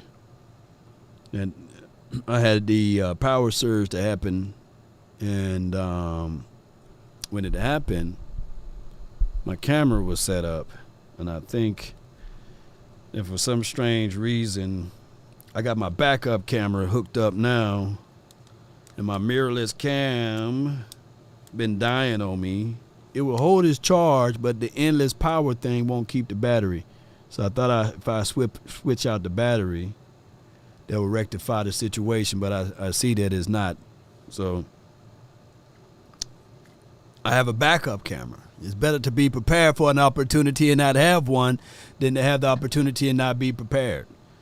And the Cowboys going into the playoff, they didn't have their backup options on how they're going to strategize things. So that's a good content creation lesson to those who are out here who's trying to do this without a major producer or what have you. And I hope you guys have a great, awesome spring break. But this is the camera that I have here that kept going out. So it's a mirrorless cam, of course, Sony. You know, it's one of the better cams to use for 4K, what have you. And I got two of them, so the aesthetics can look nice. We ran it back twice, so I appreciate everybody, man. All right, so did we get all of the super chats? I want to make sure that I gave you guys y'all thoughts on your support via the super chats, man. I really appreciate that. Yeah, Sam Howell going to the Seattle Seahawks. That's a good pickup for them. I think Sam Howell, he's a brilliant quarterback. Just got to get time for him to grow. But in this modern day time, it's better to see what you can salvage and get from if you don't fully believe in said quarterback.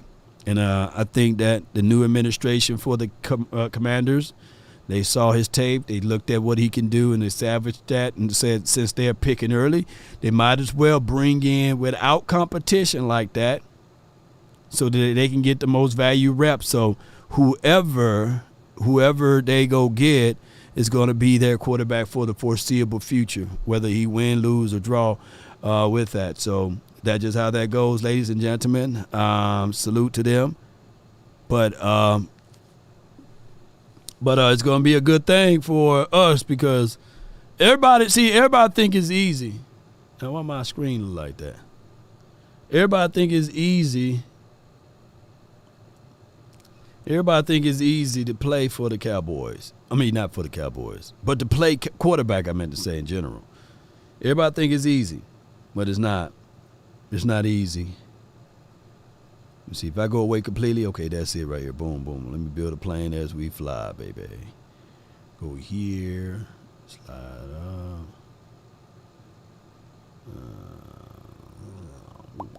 Gotta build this up, man. I got to make it look better than that black bar right here. Boom. Boy, quick fix. Quick fix, baby. Quick fix. See, I just noticed my helmet wasn't spinning in the background. All right, boom. Get this right here. Slide that over right here. We building as we fly, baby.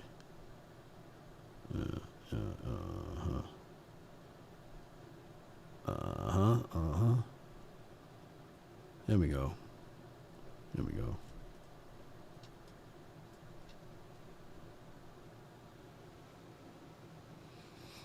All right.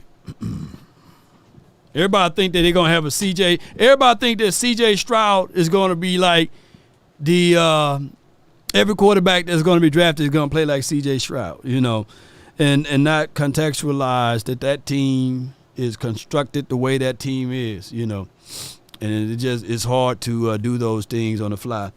All right, 49ers got Malik Collins. Yeah, but that was old news. Appreciate y'all, man, on my way out. I just love to leave you guys with some type of words of appreciation.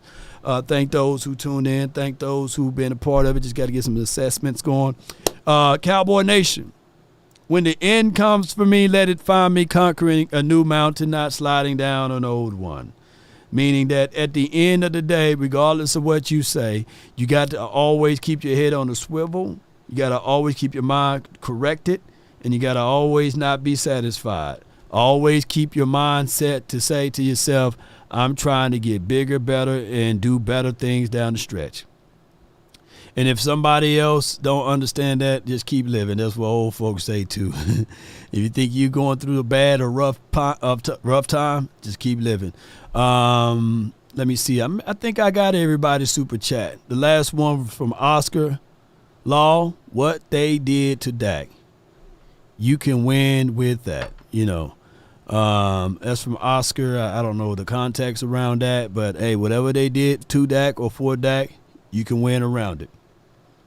The teams that are trying to get better are not sitting back saying, we're not picking up the phones. We're not going to will and deal. Teams are out there looking for any deal that they can get. They're looking for any opportunity that can propel them and push them.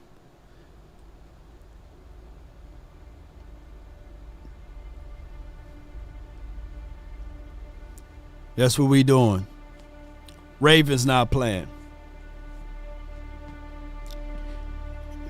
Show me in the chat, did the Ravens make it further than us in the playoffs? Yes or no? Did the Ravens make it further than us in the playoffs? Yes or no? Put a yes or no in the chat. I need to know.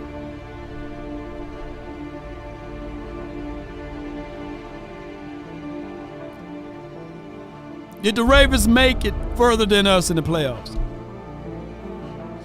Did the 49ers make it further than us in the playoffs? Yes or no? It's a rhetorical question.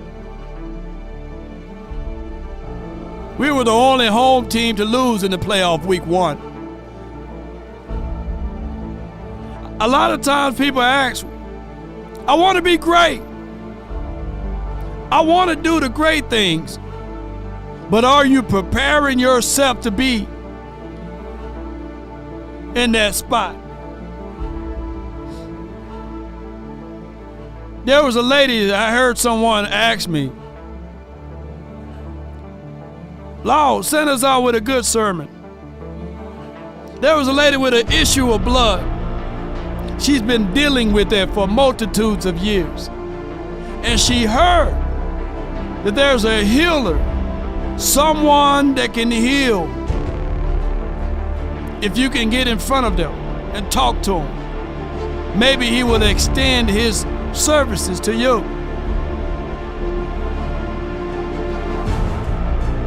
And there was a crowd of people following that individual. But her determination, when she heard and she was able to see she began to propel herself in that direction. She began to walk in that direction. Why?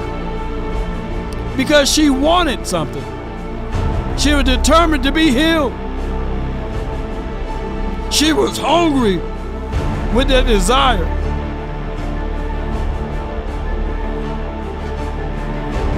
She could have sat still. She could have said, I'm not going to call nobody, especially during that time. They didn't have cell phones. But she got up. She walked. She fought through the crowd. She got stumbled upon, pushed around, shoved. But her determination, she reached out and she was able to touch a piece of the garment. Now, y'all ain't gonna like me here, but I'm gonna talk to someone. It's quite strange that that person that healed everyone, that person that was walking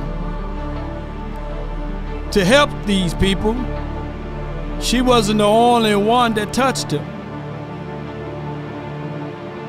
You see, when you're in a crowd of a lot of folks, you're gonna get pushed around. You're gonna get touched. You're gonna get touched. You're gonna get moved about. But it's the person that with the determination of their heart, soul, and sinew that was willing to reach out with determination to pull and touch.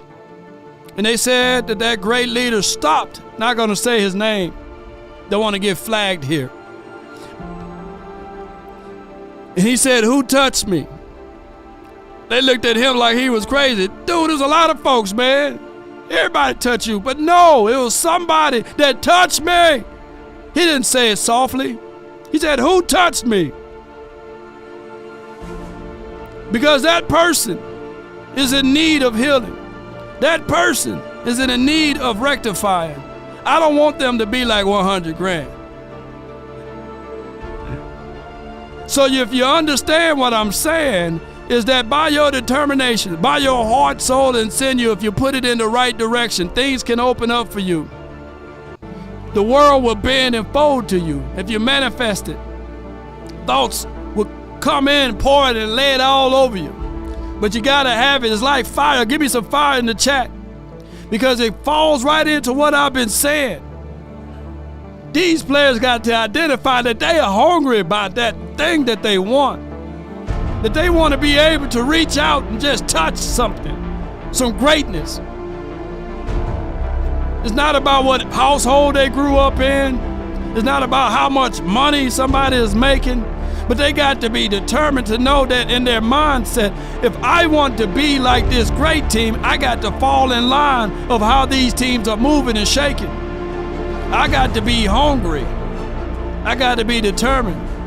And if you want a thing bad enough to go out there and fight for it, to work day and night, to give up your time, your peace, and your sleep, if all of your desires of it makes you quite mad that you don't get tired, and it makes you hold everything tawdry and cheap, if life itself seems empty and useless without it, and all that you scheme and dream is about it, if you'll gladly go out there and sweat for it and fret for it and plan for it, to lose all terror of your mind, if you would simply, just simply go after the thing you want with all of your capacity, strength and sagacity, with faith, hope, and confidence, and stern pertinacity.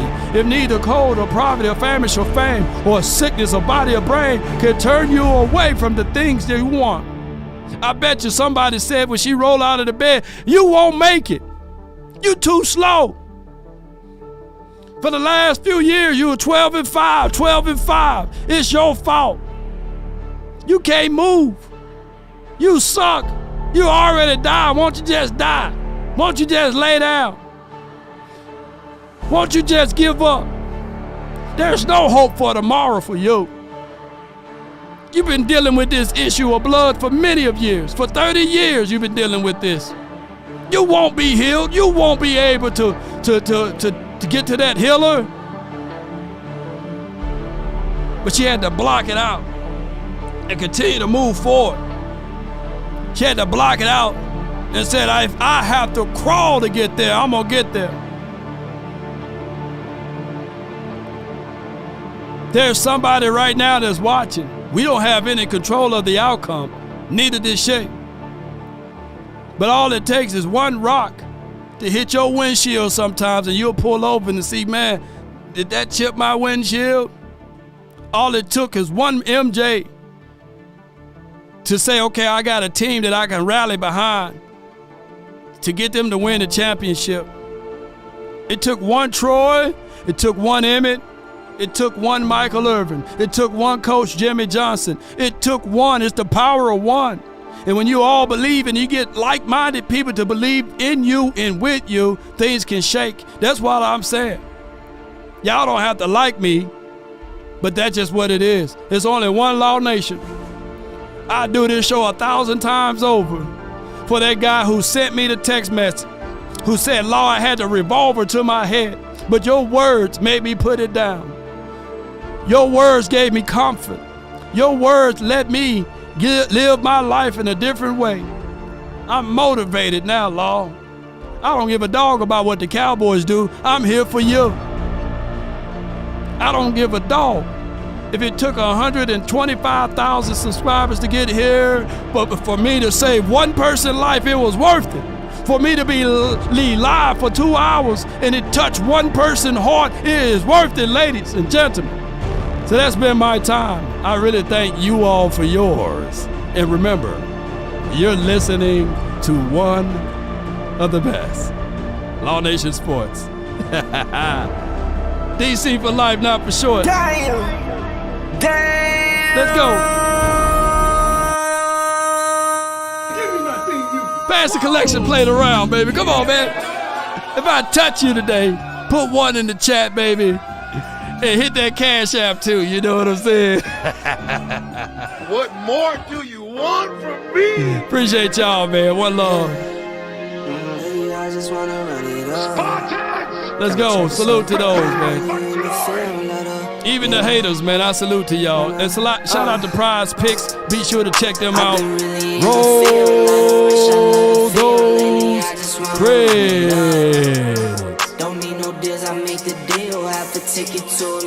Mama said there'll be days just like this. Come on.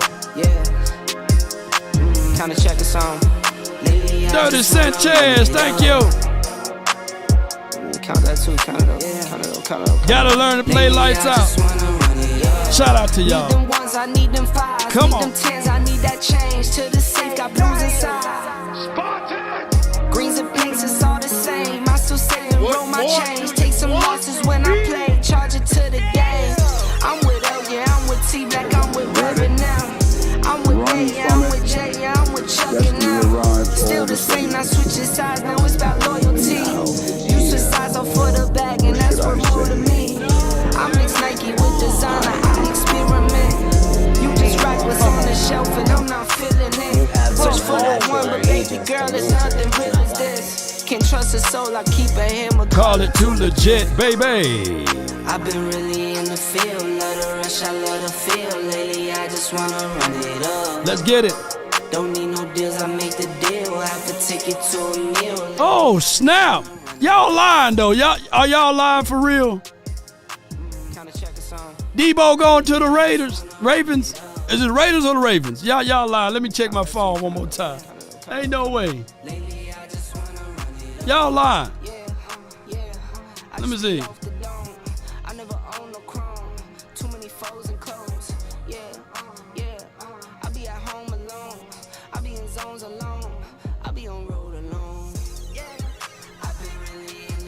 How I go to my trending? Is it for real or y'all lying? Let me see. Topics, trending. Why are they trending yet? Let me just type in who broke the news? Who broke the news? Where they getting all this doggone money? Didn't they just pay? Hold on, man. Hold on. Did they just pay that guy $250 million? I thought you can't. Now, why do the Ravens need all their weapons, man? And And the Cowboys don't. Now why do Lamar Jackson, he's an MVP, why do he need all of those weapons and Dak Prescott don't? Y'all help me out, man. I just need to know. I need to find this out one way or another. Look, Jerry should take notes what the Baltimore is doing and what his all-in look like, especially if Debo is real. I'm trying to find this Debo news right quick. Let me see. I know I should have called Twin. Hold on. Y'all bear with me, man. I know. I hope he ain't live right now. Let me see. Twin. Let me see. Yeah, y'all must be bullsugaring me. You know, got to be bullsugar. Yeah. Let me see. Y'all got to be. I'm gonna call Twin. You know. Let me see. Yeah.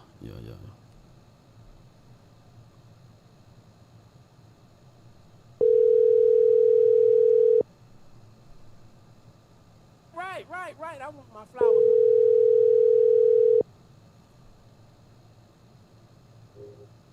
Bro. Hello? You live, man. I just want to know, man, because I was closing out my show, and they said that Debo is going to the Baltimore. Is that real? You live, though. No, don't say anything that incriminate you. Okay, good. Don't incriminate yourself, bro. Yeah, don't self-incriminate yourself. You know what I'm saying? Nah, man. That ain't gonna happen. The cap hit is too crazy too as well. As far as this has been his first official year underneath that new contract, man. So yeah, he ain't going nowhere. Yeah, I don't know why people think we're trying to get rid of Debo. We can't do it. Financially, it's not the year. And if they were going to get rid of Debo, bro, it'll have to be next year. Okay. You know what I'm saying? It won't work right as far as the financials if he's gone. You know, if he's getting rid of him this year, and then also the guy who kind of did the contract, you know what I mean? He don't really do trades when it comes to like big name guys like that. We really don't trade them. We really kind of keep them throughout the entirety of their contract. Oh, okay. But man, shoot, y'all looking good, man. I'm glad we were able to get Eric Kendricks from y'all. He need to put that silver and blue on anyway. He'll look terrible in that uniform, bro. Hey, man. Oh, why y'all inactive over there, man? What's going on? Y'all stole one guy from us. You know, I see y'all went and got Kendricks, but other than that, man, seems like y'all been sitting on the pine. Hey, man, because they believe in Dak Prescott so much that he don't need nobody. He just run it back. I was thinking, I thought y'all was, going to get old King Henry at first. Yeah, they didn't even call him. They didn't even pick up the phone to even call him. He said he'll wait. He sounds so defeated, bro. You know, it's kind of like you telling the kids you're going to take them to Walt Disney World or Six Flags and you take them to Jazzland. Remember that? Remember that back in the day when Jazzland? Oh, man. Dang. Yeah, way back in the days from the New Orleans. Was it Jazzland, y'all? Y'all help me out. Yeah, I'm going to take y'all to Six Flags. I'm going to take y'all to Walt Disney World. and then you end up taking them to the local zoo. Look, don't even get a chance to go out of town, man. You gotta stay within city limits. Yes, indeed. That's what I did to the kids the other day. They thought they were going somewhere. I took them to Natalie House. They were hurt. They were like, "Hey, Dad." But that's how it goes sometimes. Yeah. That's how it goes, man. But that's how Derrick Henry sound, though. You know, he said that they didn't even call him. The Cowboys didn't even call the man. Man, well, I guess y'all PR team will be have to doing overtime duties, huh? Yeah, we got to do a whole bunch of other stuff, bro. But, man, I know you at work, man. I ain't want to steal all your time, man. Oh, no problemo, man. Terry, what it do? What's up, man? Hope y'all having a wonderful off season. You know, sooner than later, you already know, NFL draft will be coming around the corner and seasons will start ratcheting back up, you know? Yeah, I might reach out to you, man. We got a big deal for the draft. And if it falls on the right day, man, maybe you can fly in and we can do a draft party together. Ooh. Yeah. For sure. Do it for the turn up. Well, no, big up to everybody, though, in the chat, then, man. Salute to all y'all. And listen here. You got to get ready for March Madness, bro. Who you got? I don't know, man. I'm going to do the coverage of the women, man. Go LSU. No doubt, man. That's my brother, man. All right. From the same mother, man. Let people know where they can find and follow your content. Man, we was cracking to you all, man. Happy Thursday to each and every last one of y'all. Y'all can find your boy Twin Empire _ on YouTube and also on Twitter as well, aka the X app. And I have this random poll up right now, and I know this has nothing to do with football, but for the ladies and gentlemen who are hip hop heads or love some good R&B, I need y'all to vote. Which album was better, Lemonade or Usher? That's all I got to say. Man. I mean, Lemonade or Confession? Oh, I'm about to say, man. Oh, man. Yeah, it's going to be tough right there. That's it, bro. Here's the confession. These are my confessions. What more do you want from me? All right, bro. One love. Salute. All right, one love. Peace out. Yeah, I just wanna run it up. Count a check or something. I'm really in the field. So it's all fake news, man. Fake news. We up out. But we do have this news, though. I got some real news. I got some more breaking news, though. On my way out, I got this breaking news. We answered. I talked stuff. I thought we had it. But it goes to show you who's a better team. And I'm sticking Cowboys. You're crying. I'm hurt. I love my Eagles. I don't believe it. You gonna flap the hat one more time for the Eagles for the hard fight they did? Let's go Birds, fly, Eagles fly. Still Super Bowl champs for now. Jeez. Yes, indeed. We up out here, man. One love, man. That's some good breaking news, man. Yeah, I was about to be moving some furniture around if that news was true, though, with Debo. We up out. Get your up there, contain the damn ball. This is why we do it. Hey, too many missed tackles. Let's go. We're too damn soft. I just hate mistakes. I hate mistakes.